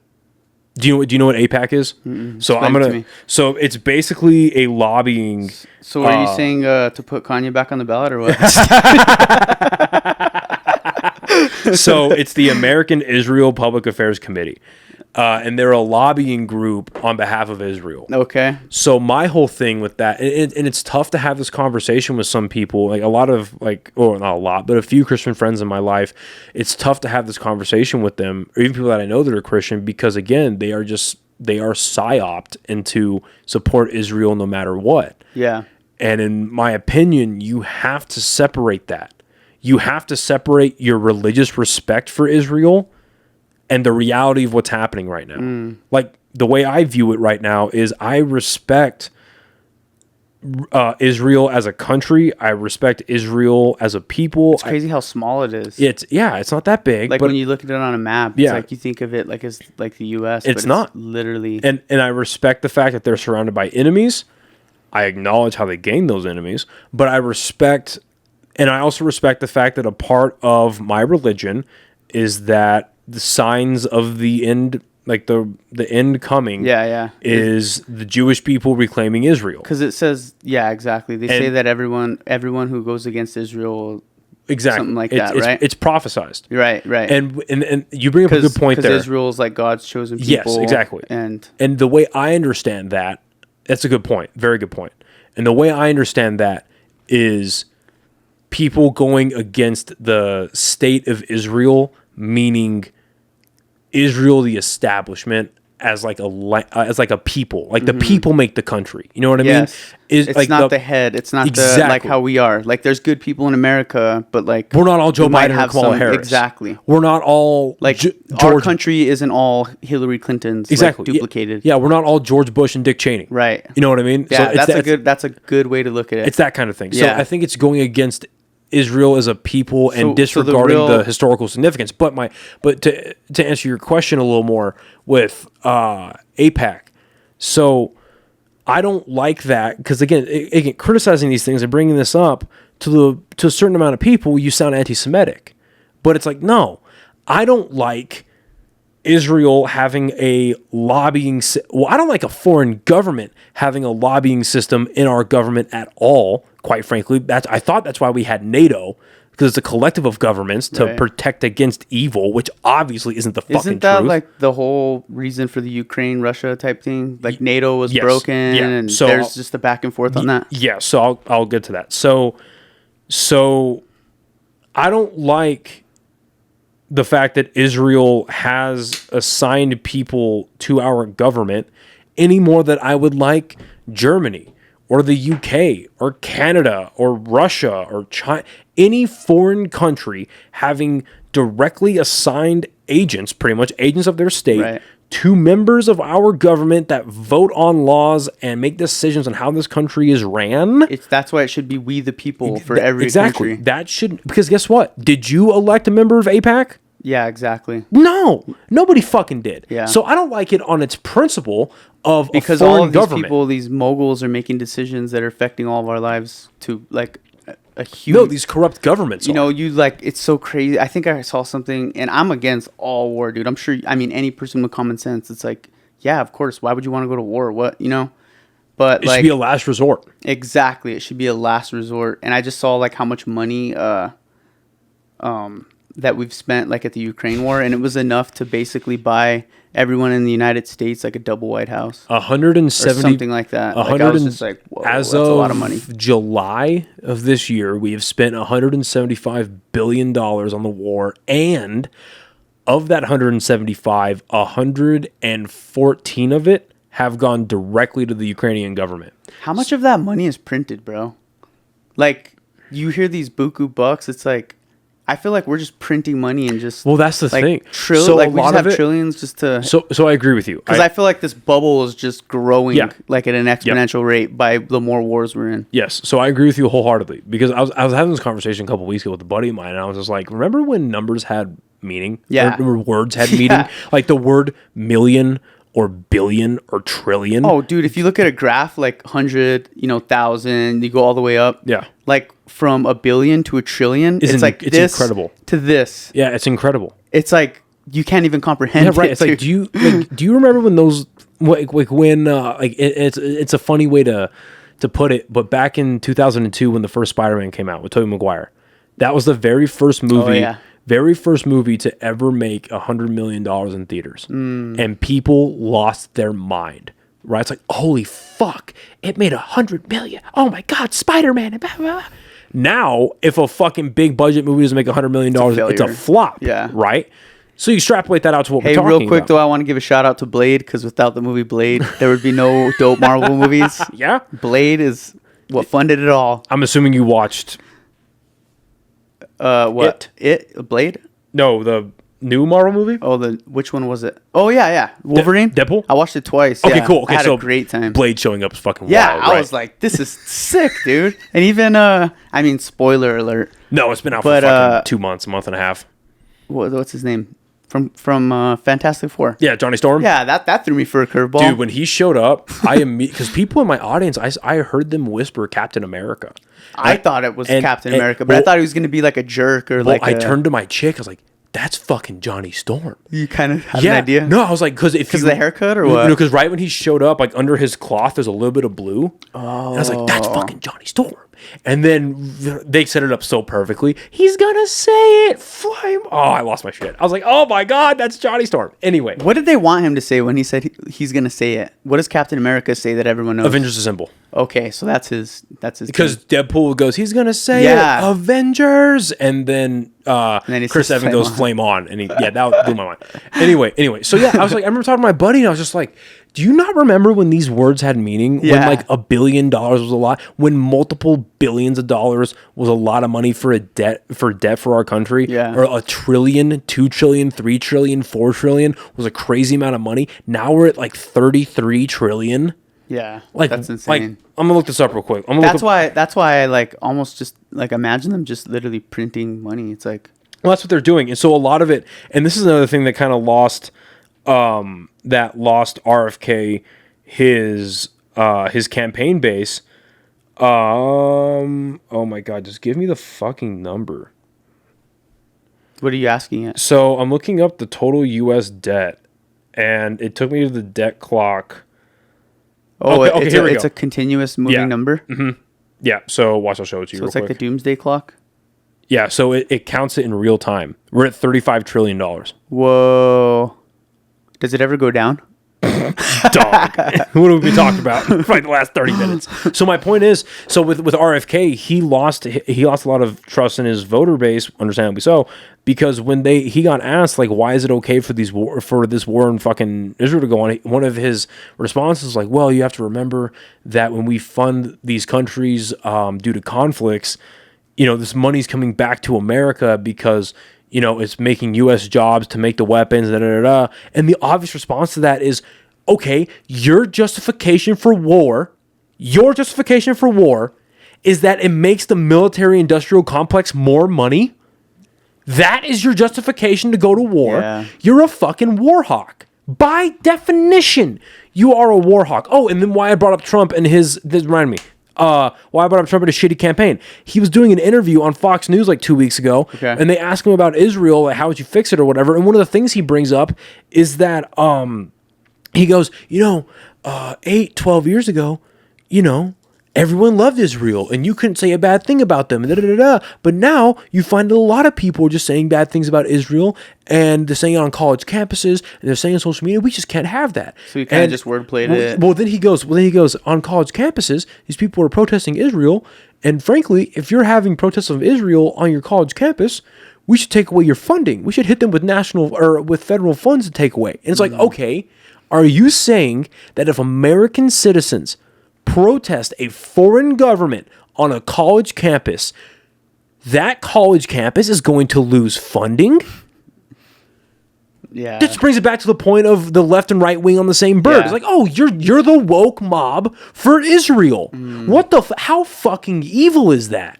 I wish I knew what all these politicians know behind the closed doors, left and right. Because no one ever really shows their hand. I don't think it's that complicated. I think it is. It just all comes down to money. It comes down to money. Who's giving us the most money? Who's going to pay us back down the Okay, road? let's say I'm APAC, APAC, or let's say that I'm whatever proxy. Dude, money is so Yeah, corrupt, yeah, dude. yeah, Doesn't it like it's like Well, I'm some proxy money thing. is the root of all evil. It Literally is. says it It in is. the Bible. Yes, it is. Let's say I'm some proxy corporation or establishment on behalf of anything that is not America. Yeah. And I come to you, and I'm like, hey, Josh Griego, we collectively think that you have a great platform, and we love what you're doing. We would like to support you. we would like to fund you. We will get you access to any guest you want. We'll get you your own private and professional podcast studio. We'll whatever it is, right? Okay, but here's the thing though. We are looking for the creative types that we want you to support this thing. Now, let's say that this thing you aren't very aligned with. Right. You aren't cool with that thing, but you're obligated to support this thing on your platform that overnight is going to be exploded to a million different people. You're going to get mass exposure. You're going to be in contact with all the people. You're going to meet Sugar Sean O'Malley. You're going to meet Dana White. You're going to interview Dana White. Right. You're going to interview Theo Vaughn. That's selling your soul to the devil, dude. You're going to get all these access to people that legitimately might not even be in on this deal. Yeah. They just know you're an up and coming podcaster. It's getting a lot of traction, and they want to be, and they want to help you out. Yeah. These people just want to help you out. That's how they sell it. That's how they sell it. Exactly. They sell you this dream. Exactly. So, but it's like, hey man. But then they're like, remember that one time we gave you Dana White? You gotta support this thing. Yeah. As long as you support this thing, here's $100 million. Yeah. And if you say yes, the next morning you wake up with $100 million in your bank account. And you get to go to the best financial advisor. How many people do you think made deals like that right now that are in the public eye, like with really big podcasts and stuff? Do you think there's a lot of people that are compromised to certain I wouldn't label it the podcast, but I would label it to media, high end actors and not actors, but high end celebrities and government officials. Yeah, it seems like all the celebrities are. It's almost like rare. Well, why do you think the Epstein log was so big? Like, yes, it's very bad that there was pedophilia and sex trafficking going on at this place, but it was like, okay, even more evil than that. What were they using the pedophilia and sex trafficking for? To compromise these people that are in positions of power, so that they can use them however they want to. Right. Specifically government officials. And to think that those people still aren't under somewhat control. That's even the point. Just because Epstein died. Because then it's like, hey, Josh Griego, so you didn't exactly say the thing we wanted you to say, or you're starting to be a little bit outspoken. So we have a videotape of you fucking a 14-year-old. Yeah. You know that, right? You want that going out? No? Then say the fucking thing. Then be a good boy. Yeah, be a good boy. Yeah. It happens. That's why I'm even hesitant on, like, getting a bunch of sponsors for the pod, just because like I want to have full creative control. You know what I mean? Just get the right ones. Don't be worried. No, get your money. I mean, get the right spot. I will. I know. I'm like, but I'm just saying, like, when I get big sponsors, you hear about it time and time again. Listen, even Theo Vaughn, like, there's sponsors that have threatened, like, hey, you had RFK on. Well, his situation was different with I don't know about the RFK thing, but they wanted to pull it. He got Peloton, I think. Shout out Peloton. Dana White ripped him. Well, him and a few other creatives got a lot of their money stolen from a podcasting company. Yeah. But no, just find the right sponsors, man. Yeah. Like Chop Chili and High Desert Relief for me, they support me because they like me as a person. That's dope. And they like what I'm doing and they see the potential. Yeah. You know what I mean? I'm just hesitant on taking a bag and not, something like that happening down the road. Listen, man, Liquid Death is not ran by the state of Israel, so I think you're okay. I know. But like, I'm blessed to have a job and a career that, that I can live off of. So, like, whether the podcast makes no money or not, like, it would be dope if it does. Yeah. But at least I'm not, like, solely dependent on, like, this podcast needs to make money or else, I'm a failure. No. Well, but it makes it more fun for me, too, because I'm like, dude, I don't care. Like, just whatever. I'm going to do what I want type stuff. But I feel like that's the podcasts that grow anyways. So it's like, as long as you keep having fun and it's authenticity. Yourself. But to answer your bigger question about, like, it's complicated. Why is it like this? It's very complicated, and geopolitics. It's scary. And is that what it's called? Yes, but above all, it's just scary. And I mean, who the fuck knows? You know what I mean? And I just think that people, and I think the tide is going to start slowly changing as the years go on. Yeah. Independent media becomes more popular. Like, I forget who was on Rogan's podcast, but they were talking about mainstream media and how it's kind of contradictory to call mainstream media when these giant podcasts like Joe Rogan are getting more views consistently than the mainstream media. They're lucky if you get like 3,000 views on some of them. Like 300,000, but you're close. But my point is like, it's like what's really mainstream right now. And as this conversation starts to change, and I think the common thought begins to change over time. Yeah. Not with like the boomers or like our parents, but our age. and below. Once that starts changing and it's like, oh, okay, Yeah. wait a minute. A lot of the things we've been told is a fucking lie. Oh, okay, this is how the government really works. This is how money works. And this is, well, money's not even fucking real at this point. I think that's been made completely and totally obvious. Yeah. You know what I mean? So I think as these things start to change, then it's like, all right, what does this all really mean? And then I think we were going down this path anyway, but what accelerated it was the pandemic. Yeah. Because then everyone was, well, the majority of people were forced to sit in their house and think. You ever sit with your thoughts for longer than 10 minutes? Last podcast I did with you, I was telling you about the float tank that I would do. It's like you have no choice but to think. That's all you can do. So then you think about like, well, what's important to me? Yeah. What are my values? Right. What are, what do I hold dear? You want to make careful, choose what bone you're chasing in life. Yeah. And make sure that it's actually truly satisfying to your soul. Yeah. Because a lot of people choose the wrong bone and they're always left hungry. I would think even, or they're just chasing their tail continuously through life. I would think even, so you're correct 100%, but I think even sadder than that is that people are forced to chase something that they don't want to due to extenuating circumstances. It's the whole pull yourself up by your bootstraps. It's like, inherently you cannot do that. You can't pull yourself up by your bootstraps. That's why that saying is a slap in the face. So it's a lot of that kind of stuff that's waking a lot of people up. And that's why, like, it's starting to, I think the conversation around it's starting to die down a little bit, but like the whole Civil War nonsense, it's like, I understand why that could have been a thing after 2020. Dude, some people want it to happen. The people that want it to happen are people that are genuinely, like, in the most, like Webster's dictionary definition of the word, retarded. Like, the most basic definition of that word, retarded. Yeah. Like, if you are advocating for a civil war, do you not like... Well, they don't know way of life right now? Yeah, exactly. This is as good as it's probably ever going to get. I mean, hopefully not, but... Right, yeah. Like, this is as good as it's been ever. But I do think, like, again, if something like Trump getting assassinated or... It takes something so crazy like that to happen for, like for it to fast forward, like you said. And I really do think that, Dude, I heard something crazy, and I don't know if this is true or not.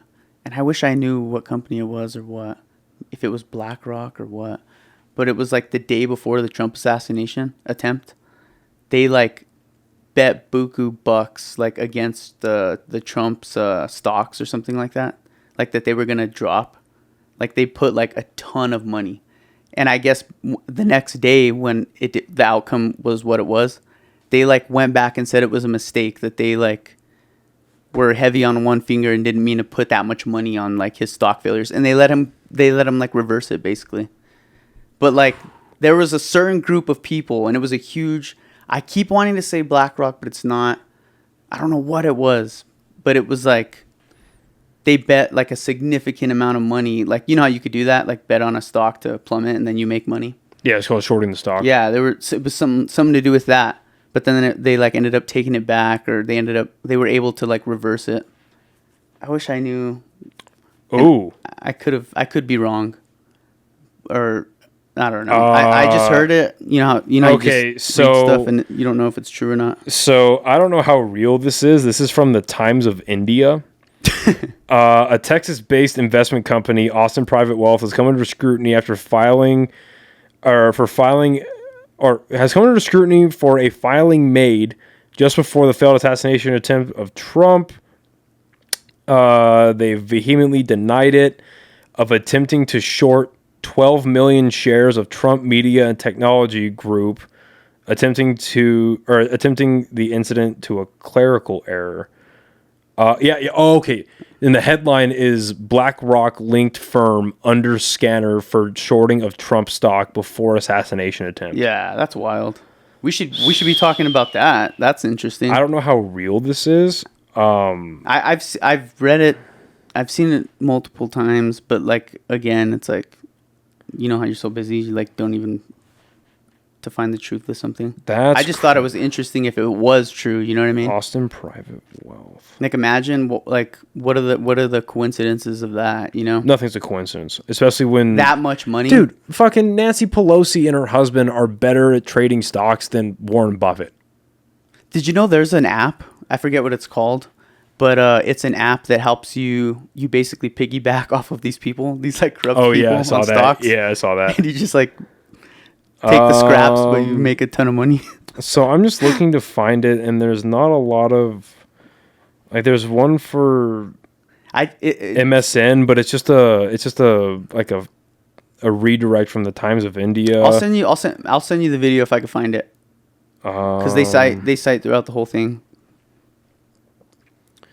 Let's see. Yeah, see, now I'm on Reddit and like, who knows? Look into it. Let's just have our guests look it up themselves and here's the thing. Tell us in the comments what the deal is. Here's the thing. I feel like you would be able to, because all of this is public record, so you should be able to like the people that are actually into this shit should be able to like look this up and find like the history of the stock. It's not that long ago. It was in July. But I will say this though. You know, have you ever heard of people taking back though and like being like, "Oh, it was a mistake"? Oh, being allowed to fuck no, like fuck that, no, because that's even more crazy if they let them do that. But not for nothing though. Like, oh, hey, my bad, we didn't mean to. But that's something that happened before 9/11. Like the day or two before 9/11, I think it was like trillions. It was like 2 trillion. Well, it was like United Airlines or American Airlines or whatever. Their stock plummeted like by a lot. I'm not big into stocks, but their stock, like a ton of people sold a lot of stock from there, and then fucking obviously 9/11 happens, and no one wants to fly. So it's the playbook. You know what I mean? Yeah. It's like, for instance, we should be talking about that more. Yeah, well, I mean, my favorite one recently, it's a very tragic one, was October 7th last year when Israel got attacked by Hamas. Yeah. So, like 7 or 10 days before the attack, apparently there was a meeting in Lebanon between Iranian officials and Hamas, the leaders of Hamas, where Iran, I guess, gave the fucking go-ahead to go attack Hamas. Iran gave the go-ahead for Hamas to attack Israel. So did they just use Hamas like a pawn, basically? Yeah, they always have. Yeah. Oh, yeah, they always have. So then I think, no, it was officials out of Egypt. They get wind of this meeting and they go to Benjamin Netanyahu and his government cronies. Yeah. And they're like, hey, listen, we understand that this specific weekend is going to be I forget what. Like a religious celebration or something? Yeah, I forget what holiday it is in the Jewish faith, but it's like, hey, we understand that this is your thing. You're not supposed to work during this time, but we have it on good authority that you're going to get attacked. So you guys should really like not drop security. You should fucking not drop security. And then 2 months leading up to the attack, there were massive protests against Benjamin Netanyahu, just because how he was running the state of Israel anyway, but also how he was treating the Palestinians. There were massive protests leading up to this.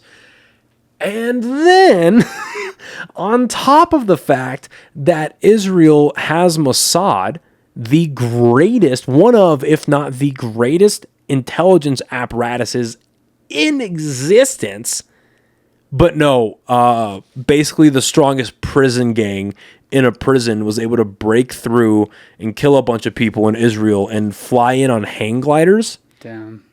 It's crazy, man. What part of that lines up for you? Dude, it's a freaking... The thing about this war that's so complicated is it's a religious war, you know? And like a lot of these groups have been fighting since biblical times, and it's like... And they're all fighting over this one piece of land, you know what I mean? Well, it's religious, but it's also... what I really think it boils down to, from the little that I have learned about it, a lot of it's territorial. But over like religious grounds. Over religious grounds, right? Yes, like they're wanting to be... It's both. They're wanting to be where... Basically, everything that's like talking about the Bible, where Christ lived and the tomb and all that, that's like... Seems like that's like the central reason. Like they one group thinks they have the right to the land, the other group thinks they have the right. Because they kept getting kicked out left and right, both of them. And all of it started because of fucking England. So... What did England do? So England came in... I'm gonna butcher. And I don't anyone want to talk crap because I'm learning. All right. Yeah, so I'm gonna butcher this too. But the gist of it is that England came in and saw the fighting that was happening and basically declared like, all right, Israel gets this land, and they backed them and basically helped them and helped them kick out the Palestinians. And because there was a lot of protests that were happening later on, where the Palestinians were literally throwing their keys to the buildings and the houses that they had in the homes that they were kicked out of, they were throwing their keys at the Israeli government. Because they're like, no, we still have keys to the fucking buildings, you pieces of shit. Like, this is our land. That type of shit. And then when they talk about, like, oh, God, I'm going to butcher this. It's like when they want to go back. How far back was this? The 60s. The 60s? Whenever England kind of got involved? The England thing happened in the 40s, I believe. Okay. Because Israel was founded as a state in 47. What the heck did England have to gain from that? I couldn't answer that question. I forget why they were involved. Sometimes I wonder, like, yeah, this is the further back we go, the more butchered it gets for me. Yeah. But like my point is that, you know, I just know that the trail leads all the way back to the Palestinians getting kicked out of their land, and it just becomes this whole thing where now where we are right now is that they are effectively getting dominated by the state of Israel, and people say like, well, yeah, but Israel removed themselves completely from Gaza and the West Bank in 2005, 2008. Right. They removed themselves. Okay, yes, they removed themselves, but they put up a blockade. They put up military forces. They kept people in there. They don't allow goods to go in and out unless they control it. They also control the water and the electricity. Right. So it's like, okay, like let's say I came to your house and I basically beat the fuck out of you for 4 or 5 decades. And I was like, you know what? I think your beating's done. But then me and all my homies have permanently posted up. There's generational trauma. Yeah. They're never going to forget. Well, no, like me and my homies post up on your fucking, basically like your, let's say you own your house, whatever the deed to your property is, or your property lines, we post up just outside your property lines with guns and we're like, do something. Okay. That's what it's like. Yeah. You know what I mean? So what the heck is the solution, bro? So the issue, like what so a lot is there even like an idea of what might be like some type of like resolution? Yeah, so the term you hear a lot is the two-state solution, right? And it's like basically meet in the middle. Yeah, it's basically what it's saying is you acknowledge Palestine and you acknowledge the Palestinians and Gaza as a state. They get their own they get autonomy pretty much, right? And I'm sure you've heard this a lot, the Abraham Accords. Never heard of it. Okay, so the Abraham Accords. Abraham Accords? Yeah, the Abraham Accords was something that I think that is where the 57 borders came from, or what it was going to go back to. And I forget what all that means, but it's basically like Trump was making a deal with Egypt, the Saudis. I don't think Iran was involved. They couldn't have been. Let me find the countries that were involved. And it was called the Abraham Accord? Yeah, I don't want to fuck this up. So countries involved with Abraham Accords. Okay. So it was Israel, the United States, and then the UAE, the United Arab Emirates, which is like the collection of the Arab countries, right? And basically what they were all going to come in and decide was that, you know, we divvy up this land. This is where Israel keeps their land, all this stuff. But then the Palestinians only get the little strip of Gaza, the Gaza Strip. They only get Gaza. They don't get all their land back. They get what they're left with. And so it's still hitting me. Damn. So then obviously by the end of the pod, my right cheek's just gonna. The people of Gaza, they were like, hey, wait a minute. No, we want our land back. You took our shit and we want it back.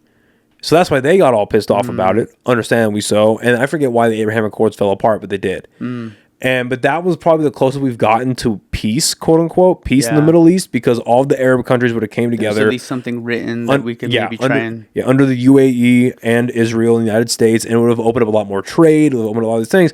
But the caveat to it, because again, in politics, there are no compromises, there's trade-offs. The caveat to this is that the Palestinians get nothing. They're left with the Gaza Strip. It's like 2 million something people are packed into like this little piece of land, pretty much. And they're like, no, that's not fucking cool. Right. And then it turned into what it turned into.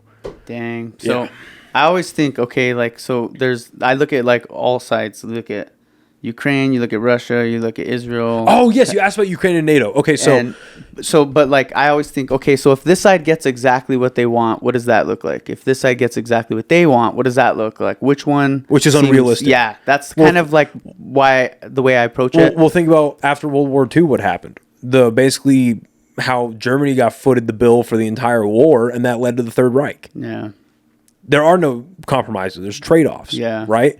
So with Russia and Ukraine, the long story short of that is NATO gets formed after World War II, and the idea of forming NATO post World War II was that we need to stop the rise of communism via the Soviet Union. Yeah. But the Soviet Union collapsed in the 90s, late 80s and in the 90s. So there's no more threat to the world or perceived threat of communism to the world in the form of the Soviet Union. It's gone. So in theory, NATO should have started to make moves to disassemble, right? To disintegrate. But it just stayed as it was. Because of the military-industrial complex, which is what Eisenhower warned about in his final speech. He literally says military-industrial complex. It's a real thing. These people have now figured out a way to make money off of war. Yeah. This is not good. That's what we found out how to do after World War II. And it's shown in every other conflict we've been in. It's to make money and for domination, right? Imperialism.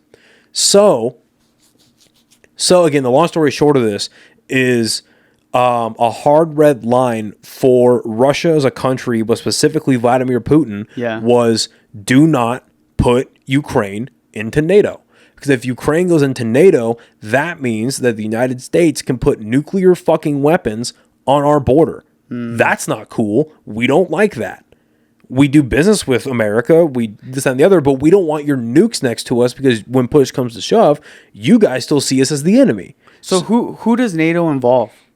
Like, who is involved in NATO? Like, how many countries are all in that whole group? Because I always hear of it, and I'm like, are we in that? Like, what? Because it's a treaty, right? Yeah. So NATO has 32 countries.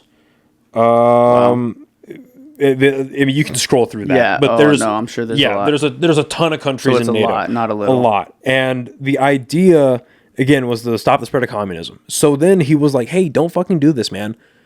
We don't want this. So then in 2014, there is a coup and a small civil war that happens inside of Ukraine where America helps, which we do everywhere else in this country or in this world. America helps prop up a pro-Western government inside Ukraine, which leads to Zelensky being in power, which is funny because Zelensky, before being a politician, do you know what his profession was? Wasn't he like an actor? On like stand-up comedian. He was a comedian? Stand-up comedian. He was an actor too, wasn't he? Probably. He was like a celebrity. But yeah, stand-up comedian. Wow. So then what happens is... That's a big jump in career. So Putin looks at that and he's like, hey man, so you guys just installed a pro-Western government into our neighbor. Please no nukes? Yeah. I'm not saying Putin's a good guy. I'm not saying he should have invaded Ukraine. But when all this is happening, and then finally, as Biden gets into office, and it's a combination, in my opinion, in my uneducated opinion, there were two things that led to this happen primarily within the last 4 to 5 years. It was Biden getting into office and the conversations coming up again about Ukraine joining NATO. And then it was the weakness of Biden being displayed in Afghanistan. So when Biden gets into office and they start talking about Ukraine coming into NATO, and then Putin's like, hey, don't do that. We don't want that. That's our red line. Don't do it. If you do it, we're going to fucking go to war. And then if we go to war with a NATO country, that enacts Chapter 5 of the NATO policy, which means World War III. Yeah. Don't fucking do it. We don't want nukes. Yeah. And then it seems like Ukraine, we're directly tied to Ukraine in that war. Oh yeah, where it's a proxy war. Yeah. So then, like, just because they're not flying our flag doesn't mean they're not using all our stuff. They are using all our stuff. Yeah. And they're fucking it up royally. They are a horrible military, a poorly trained military. Anyway, so then they are. So they're the equivalent of the Iraqis. Like like listen to almost any interview about a high level operator, Ranger, SEAL, Green Beret, whatever, that actually went overseas to the Middle East to go train fucking Iraqis, even just conventional army guys. They all knew that the moment we leave, the Iraqis are going to get stomped on because they're just not trained well. And that's exactly what happened. Yeah. So then when we do the Afghan pullout and Putin sees the fucking weakness of America under Joe Biden, he's like, oh, this is the perfect time. We're taking fucking Ukraine back. We're taking back our old land. Yeah. And now here we are. Dang. It's crazy how everything's tied together. Yeah. You know, everyone, it's literally... Well, then what's really fucked up, if you want to take this a step further, what's really fucked up, in my opinion, is you have people in our generation who are having these conversations, both not on a public platform like this, but just personally, where, you know, maybe not all the history's behind it, but a lot of people our age and a bit older are like, hey, we don't like this. We don't want war. Yeah. We're trying to grow up in a world, like the idea that our generation was sold when we were growing up is that our parents are supposed to leave us a world better than what they had growing up. Right. We don't have that. We don't. Now everyone's afraid to have kids because they're like seeing the way everything's going. Well, even if they want to have kids, they can't afford it. Right. Right? So by every metric, we do not have a better world than our parents did. By quite literally every fucking metric. Yeah. Whether you're looking at the economy, whether you're looking at birth rates, whether you're looking at the possibility of nuclear holocaust. Crazy. Like, what the fuck are we talking about here? You know what I mean? So it's like we have people. The moment that you hear nukes in the conversation, so people our age are like, what are we supposed to do with all this? We don't want this, but we can't do anything about it because we aren't in power. Yeah, the machine's already going. Yeah, the war machine's turning. Yeah. Oh yeah. Well, I mean, fucking 2 years ago, I sat down with this guy who was running for governor at the time, Jay Block. He's a Air Force veteran. He spent his entire, I think, like 26 years in the Air Force. Mm-hmm. He spent that entire time working with nukes. He held the nuclear launch codes for like 5 or 6 years. Knows a lot of shit. Yeah. Couldn't tell me a whole lot on or off the podcast. Yeah. But we're sitting down together, and this is like 3 or 4 months before Russia invades Ukraine. Yeah. And I'm like, hey, man, because like we had gotten done with the podcast, but then his ride was like 20 minutes late. So we're sitting down, cameras are off, and I'm like, hey, man, I know you can't tell me a whole lot because it's a lot of classified stuff that he knows, but I'm like, dude, just be real with me. Are nukes on the table if this happens? He goes, oh, 100% yes. Yeah. And then he spends the next 15 minutes breaking down like why nukes are a very real possibility. Oh, yeah. And I'm just like, well. Oh, yeah. Everything. Well, just think about how many nukes got lost, like whenever, what war was it? World War II? I don't know. Where they had left all those abandoned bunkers and there was like 10 suitcase nukes that just went uncalled for, like unaccounted for. I haven't heard about that. There's like, I forget how many, but there's like a decent amount of like suitcase nukes out there that were like, did you see that documentary? It was like, I don't know if it was Cocaine Cowboy or something. I've heard of it. Yeah. But they basically, this dude that like generated this huge amount of money through selling cocaine, like went to Russia and like started buying like their submarines and stuff. Like there was just stuff that was just like for sale that like was decommissioned, I guess. And they're saying like within that like realm of what they were purchasing, there was like nukes like that were on for sale basically. You know, like any person that has enough money, regardless of what country they're from, could just shake their hand. Jesus Christ. You know what I mean? So like just to think that those are floating out there in the abyss. Well, dude, if you want to read it, I'm reading a book right now and it's called Nuclear War. It's by Annie Jacobson, and she's a historian. I want to say she has a background in actually working with nuclear weapons, but anyway, she put out this new book called Nuclear War, and it literally... She better have a background in nukes, right? To freaking... But she interviewed all these people, like ranging from military officials that are currently active to people up in up in Los Alamos and all that stuff. And the book, it literally breaks down sometimes by 10 seconds how a nuclear war starts and like what the processes are, what the steps are. And right now I'm about halfway through the book and I'm reading, it's like 30 minutes after the first bomb is dropped, what happens. And she continues to break it down. And dude, it reads like a post-nuke. It reads like a fucking movie. It is terrifying. Oh, dude, depending how many kilotons, it's like drastic. Well, they showed this. She has this diagram of when they first tested out the hydrogen bomb, just to put a point of reference on like how powerful these things are now. Yeah. So they try out successfully the first hydrogen bomb in like the 60s or some shit, and they tried it out on a strain of islands or a strain. That's the one they did underwater. No, it was on an island. It was on an island. Literally, so beforehand, let me see if I can find it. Godzilla. Dude, yeah. Let me see if I can find it. So, hydrogen bomb test islands. What was the outcome of that one? So, well, I'd rather show you it. Is it completely like there's nothing that exists there still? Yeah, we're gonna take a quick break so I can actually grab the book that's on my desk. Okay, I'll be right back. Okay, cool. That's a dope. Okay, we're back. Let me see. It's just a black book like that. Well, it's like a Bible. Yeah, I took the dust cover off. So there's pictures. Yeah, there's an actual diagram of what happens when they tested out the first hydrogen bomb. And they had tested it out on this strain of like 4 or 5 small islands. And it's kind of fucking scary, dude. Not gonna lie. Well, it's just like, what the fuck, man? Like, why is this a thing? Like, again, and anybody who's like in... Do you think the reason that no one's dropped a nuke yet is because it's like money loss on all ends? No, it's mutually assured destruction. It's what? Mutually assured destruction. So it's a... Like you lose resources. Yeah, here we go. Okay, so when they... So it's called the Uglab Island, whatever. So the top is before the bomb. Yeah. The bottom image is after the bomb. Let me see. There isn't an island anymore. Oh, wow. The island is gone. Wow. That is how powerful the hydrogen bomb was whenever that happened. How do you pronounce that? Uglab? Yeah, I don't know. Wow, dude. It's just completely gone. Yeah. Yeah. There is no more island. Dang, dude. And that's just a hydrogen bomb. Yeah. Imagine that on Albuquerque. Yeah. Oh, it's New Mexico's gone. Yeah. So, Dang. like... And then not even to think all the radiation that's still going to linger after. So that was the Ivy Mike thermonuclear bomb test in 1952. Wow. So over 60, 70 years ago.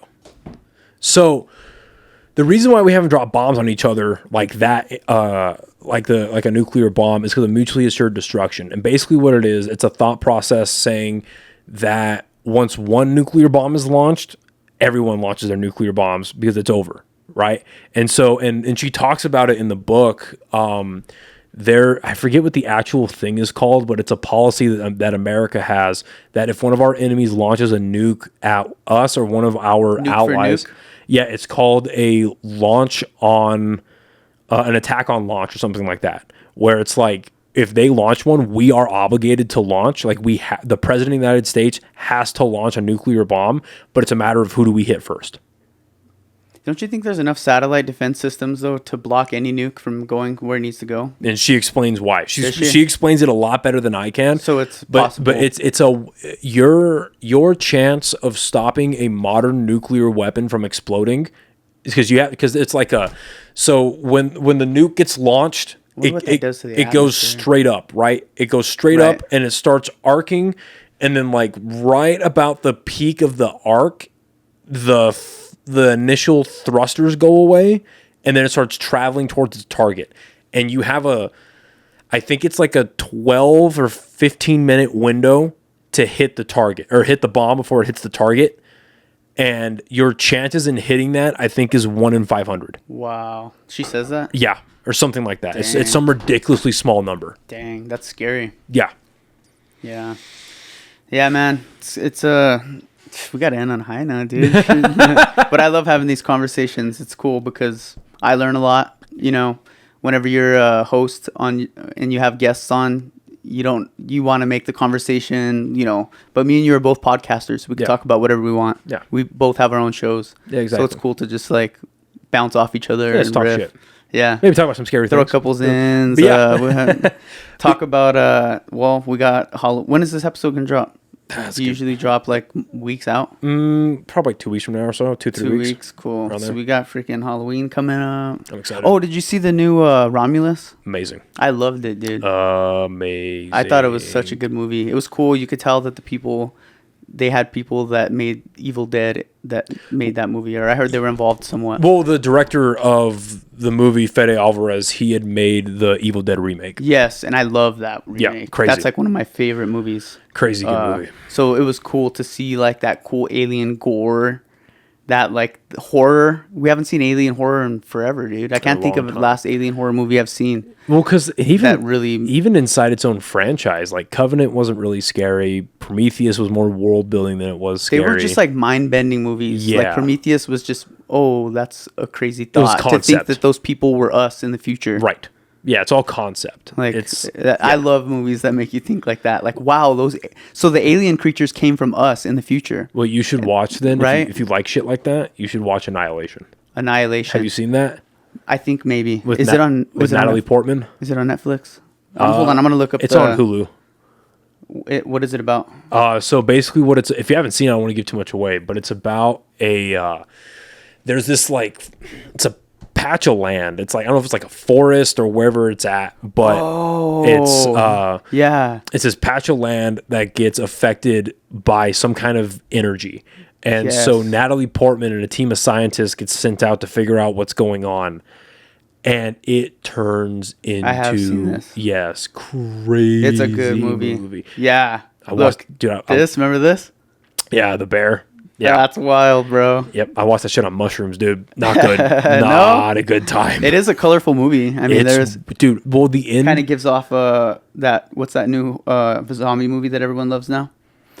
The one that was based off a video game, The Last of Us. Oh, The Last of Us. Kind of reminds me of that a little bit. With environmental, the roots, everything kind of. Yeah, environmental horror. It's like the Earth fighting back against. Humans. Yeah. And to that very end where she's fighting that like amalgamation thing, like the humanoid alien thing that came Romulus? out. No, in the Annihilation. Okay. Where she's where she's fighting, like remember she's in the lighthouse and the leader of the thing gets infected with all the colors and shit, and then this fucking humanoid, faceless, voiceless thing comes out and it's wrestling Natalie Portman. I need to rewatch. You need to watch that fucking movie. Yeah, that on mushrooms is not good. Oh my god, dude. It's not good. That's. Did you watch it by yourself, just like solo? No, me and my friends. Deep dive? Me and my friends watched it. We were fucking whoa. It's fucking crazy. But I'm excited for Smile 2 comes out this year. Smile was a really good one. Very good movie. I think nothing tops. I mean, I love scary movies. I'm like a horror fan for sure. That's what me and AJ talked about a lot too, because I know he's into that. Yeah. But like Hereditary is like good top movie. 2 for sure. Do you ever watch? If you guys haven't seen Hereditary, watch that movie. Did you watch that movie Beau's Afraid? No. It's by the same guy who made Hereditary. No, is it good or is it 3-hour anxiety trip? Really? Dude, it is. So it's a really good for the first 2 hours. And then there's like a 20-minute segment in the forest where Joaquin Phoenix rolls up on these people performing Joaquin Phoenix is in it? He rolls up on these people performing a play in the forest, and the movie comes to a screeching halt. And I was just sitting there, like me and my girlfriend went to go watch it, and we're sitting there like, what? This is it like cult stuff? Huh? Is it like cult No, it's horror? weird. It's just no. The whole movie is like more of a drama. So it's all real stuff, like nothing supernatural. Anxiety driven, yeah. And he just rolls up on these people performing a play in the forest, dude. Yeah. And it is so boring. We almost walked out. It was so I remember like slow burn. Yeah. There's slow burn and there's just boring. And I'm like, why the fuck are we here? What the hell's going on? But then it picked up finally, and the last act is really, really weird, but really good. You should go watch it. I'm down. I think it's on Hulu, either Hulu or HBO. Heck yeah, dude. We're almost in. I love October, bro. Same. I always rewatch all the Rob Zombie films. Nice. I think we talked about it whenever you were a guest on my pod. Yeah. Just a different kind of. It's just fun. It's like fun horror. Yeah. You know? What his earlier stuff is. Like, I love real props and stuff like that. Yeah. The practical effects. Yeah. Same. It's cool. It's like, it feels more real, even if it's like a prop and you know it's a prop. Well, it's made animation better. Is just not believable. Yeah, the CGI shit, it's just not it's not believable, it's not well made, and it's they're making 28 months later. Are they though? I mean, I don't know. They said they were. Are they though? Because do you think it's not going to happen? They said they're almost done. They said they're almost done shooting though. I don't believe it, dude. You think it's a hoax? I think they want to make it, and I think they have casted people, and I think they have put it into those ones are good. I like both of them. They've put it into pre-production. I believe that, but I don't believe that it's actually going to come out. Are your hopes low on it? Yeah, they've been saying that for years, dude. And the fact that when they come out with the casting, 28 months or 28 years? Years. Oh yeah. When they announced it and Cillian Murphy wasn't in the cast, don't believe it. He's the dude that does Peaky Blinders, right? Yep, he's in the first movie. Yeah, that sucks. I don't believe it. I don't believe it. It says it's supposed to release 2025. Don't believe it. I wonder if that is actually 28. No, it can't be. Is it 28 years from the first one? That would make sense. That would be cool. No, because the first one came out in 2006. No, earlier than that, 2001, 2002, around there. That would be cool. It'd be sweet. I would love to see. I was kind of. I heard the new Exorcist. I didn't even give it a chance. I heard it was dog horrible. shit. I heard it was dog shit. And I heard it enough. And normally I'm curious, well, yeah. But I heard it so much, I'm like, okay, it probably is. Yeah, and it's made by the same guy that made the last Halloween trilogy, and that one sucked, dude. So I don't know if I was talking to it with you or AJ, but we were talking about because that was the only movies I hadn't seen from Rob Zombie were the Halloweens. And I watched the new one. So we were talking about that. You watched it. I watched the new ones, though, and I was like, these are suck. Yeah. I was like, this is Rob Zombie? No. So this whole time I thought it was the Rob Zombie Halloween, and it was just trash. Oh, dude, those movies are way too clean to be Rob Zombie. Yeah. That's what I was thinking. I'm like, this doesn't seem like it. But then you rewatch the Halloween, you're like, okay, this is Rob Zombie. Yeah, there's no dead, naked girls and his hot wife. Egregious. His hot wife. Yeah, his wife for egregious rape scenes. That's not in the movie. Yeah. That can't be Some Rob Zombie. grungy homeless guy who loves killing people. Right. Yeah, I don't know, dude. Those movies, I like the first one from David Gordon Green, the new trilogy. The first one's good. The second one's dumb, but parts of it are fun to watch. And then the third one, they're swinging for the fences way too much too late. Yeah. Too much too late. Dude. Yeah. And if they would have put, so you've seen all three of them? Yeah. Okay, so if they would have put Corey Cunningham, the new kid in the third movie, if they would have put him in the first movie and because I'm all for new concepts. Yeah. Do new things with a franchise. Try something new. Right. If they would have put him in the first movie and then slowly built, hey, this kid's kind of fucked up. In the second movie, he's a little too obsessed with Michael Myers. Maybe he's a little too fucked up. What's going? And then the third movie, when he turns into a serial killer and he's evil or possessed by the evil or whatever the fuck they're explaining it as, or if they don't explain it, it's oh shit, the spiral down over 3 movies. Oh, that's really cool. But no, you introduce him in the very last movie and you don't even really bring Michael Myers does not show up in that movie till 45 minutes in, and he's some fucking broken down homeless dude in a sewer. And then there's this weird Batman and Robin sequence where he's teaching him how to kill people. It's fuck off, dude. Yeah, I don't like fuck that. Fuck off. You clearly didn't have a plan. And they're just as long as we have Mike Myers in there. Well, you would think so, but he didn't show up for the first 45 fucking minutes. I equate that to the recent Star Wars trilogy, where it's you clearly didn't have a plan, and you just wanted to see if the first one was going to make money, and the only way you could see if the first one was going to make money is you make this movie, this not reboot, but this continuation trilogy, or I guess for Halloween is a reboot, for Star Wars is a continuation, but either way, Star Wars The Force Awakens and Halloween 2018 literally remake the first movie in each franchise. Yeah. But they just change a few things. It's a money grab. Yeah, so it's but that's the fucked up thing is they're both well made. So then it's okay, keep doing that. Yeah. Just continue the story you have prepared. I heard they're remaking. You have a story prepared, right? Obviously, they fucking did. How many movies do you think were made by ChatGPT, before we even knew about ChatGPT? I feel like some of them are none. But some of the writing on some of them, it's none. What the hell? No, none.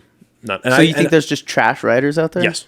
Because some of it seems so elementary. You want to know why? Because trash writers are cheaper than good writers.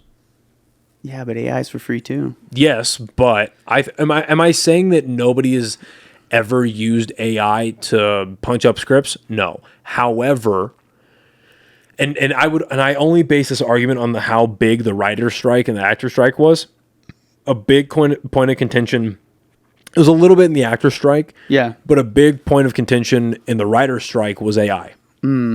So if it wasn't... Yeah, so they're against it. It's the purists don't want to involve AI. Well, the industry doesn't want... The actual workers in the industry doesn't want it. Exactly. It takes away the jobs. I think it's something like 92% of the Screen Actors and Screenwriters Guild, because they're separate unions, 92 to 93% of the people that are union, card holders or whatever, don't make enough money on that job to do that job. Right. They go and they're, they have 9-to-5 jobs, or they're fucking waitresses or waiters or bartenders or tattoo artists or whatever the fuck it is. They do other things to still be a part of the Screen Actors and Writers Guilds so that one day they could be full-time Hollywood. Right.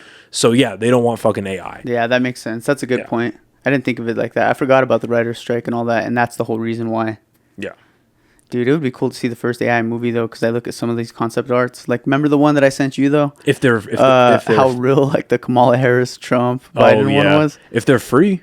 Yeah, for free. Like no, like truly just like free. A fun like a long reel or something. Put it on YouTube. Yeah. Sure. If you literally make no money off of it, yeah. You know what I mean? If you literally do not that make... won't happen though. Someone's going to try and exactly. do something. You make no ad revenue. There's no Maybe ticket it'll be sales. good though for Hollywood to like step their game up and start making some freaking better movies. Well, that's the thing. Like let's prove your work. You know. Well, that's why companies like Neon and A24 are so big right now. Yeah, because they're letting people do whatever they want. Because they're the ones that are like, okay, here's our business model. We're gonna make these movies for $1 to $10 million of a budget, and we're gonna bring back a minimum of 50 to 60 million. Oh, dude! So we just move on from there. there. Me was such a good one. I still haven't seen it. That's a great one. Great. Did you watch Longlegs? I watched Longlegs. What did you think of that? It kept me engaged the whole time. I was definitely like, okay, like I'm sucked into this. But I wish they would have like gave us, I don't know. I just wish that we would have had more reveal at the end. I wish we could have seen more like some grandiose. It just kind of like just ended. Well, it just like ended. This guy's background on how he's like, you know, putting these, spoiler, it's been out forever. Yeah. Like demons and the doll. Like I wish they just threw it all in one little fight, like 2-minute scene. Like this is what it is. Okay. Yeah. It kind of sucked. The execution of the reveal was not very good. Yeah. And it was so quick to where like a moment I was kind of confused. And then when he killed himself, I was like, wait, the devil energy is in a doll, and then the doll energy kills the and then the mom made a deal, and she's the real bad person. Right. I love the concept on paper. It's the unpackaging of it that could have used some better work. Yeah, I thought Nicolas Cage did a decent job. He did fine. His character was pretty good. I almost wish here's what I would have done, and I understand that a big part of the marketing campaign was saying Nicolas Cage looks crazy. Go watch this movie. They should have took the dolls out. I should have just made Nicolas Cage like the dude. I think the dolls were fine because it's new, right? It's a different way to do a serial killer movie. But what I will say is, so did you watch Seven, the David Fincher movie with Brad Pitt and Morgan Freeman? Came out in 97, 96? No. So it's, oh, dude. Is it on Netflix? I wonder. It's on a streaming service somewhere. I love Brad Pitt. It's a phenomenal movie. You've never seen Seven? Holy fuck. So Let me look it up. It's a great movie. So I won't spoil it for you, but they're trying to catch a serial killer, and the way they revealed the serial killer Morgan Freeman is don't look at the cast list. No, I'm not. I just see Morgan Freeman and Brad Pitt. It's great. So what happens is a very famous actor, especially for the 90s, a very famous actor plays a serial killer, but he is not in any of the billing. He is not in the posters and the initial title crawl for the movie, which is super creative. He's not in the title sequence. You meet the killer in the final act of the movie. It crescendos. It ends. Amazing movie. And when the screen goes black, the first thing you see is actor's name as killer's name. That's what they should have done for Longlegs.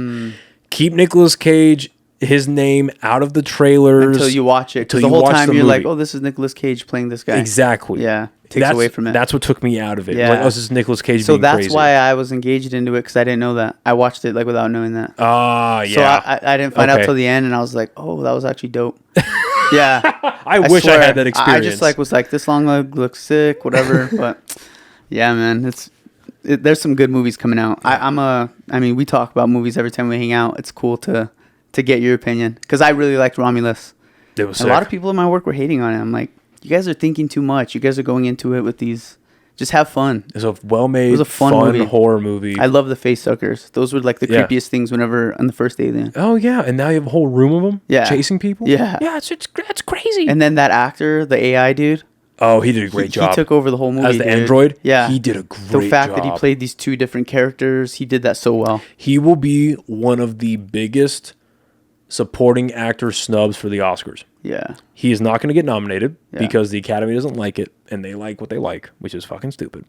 But he is going to be one of the biggest snubs as a supporting actor because I don't know if he deserves an award, because I obviously haven't seen enough movies to say that, but they're this year. but he deserves to be nominated for sure. That was a crazy performance, and it's so cool because they could keep using him. Like, remember how you know how like the Marvel has they were gonna do the King Dynasty, and there's all these different versions of King. So like with the AI, with the robot, he could download all other AI robots' personalities moving forward. So like that could be a cool concept. I'm excited to see what they do next. Yeah, but they definitely got everyone. I'm excited. Hooked. Well, this has been fun. It has been fun, man. Glad catching up with you. Love just hanging out and chilling. Yeah, it's a good time. I'm very jealous of your Zin can, and if your buddy wants to make me one, I will pay him. ATG, baby. I will pay him a lot of money. Well, not a lot of money. I'll pay him some money. I shouldn't have said that. I will pay you some money. Text me what you want on it, and we'll see what we can make happen. Before we get out of here, one more time, where can everyone find you and your podcast? So I am only on YouTube. Look up Against the Grain Custom. Got a YouTube channel, video, podcast. Go check it out. Everyone has a story worth telling. That's what we're all about. I love just hanging out, just like we did today, getting to pick people's brains. Most importantly, just have a good time. That's what it's all about. Seriously. Go check it out, Against the Grain Custom. And I think... Instagram? No, I do have a TikTok now. TikTok, Against the Grain Custom. TikTok, dude. I post and ghost. I'm just like... yeah, same. In and out. But yeah, follow me on pretty much all platforms. Snapchat, Facebook, OnlyFans. Just kidding. All right. Well, thank you again, buddy. Love you guys. Thank you, everyone, for listening and watching, and we'll see you next time. Bye, everybody. Yeah.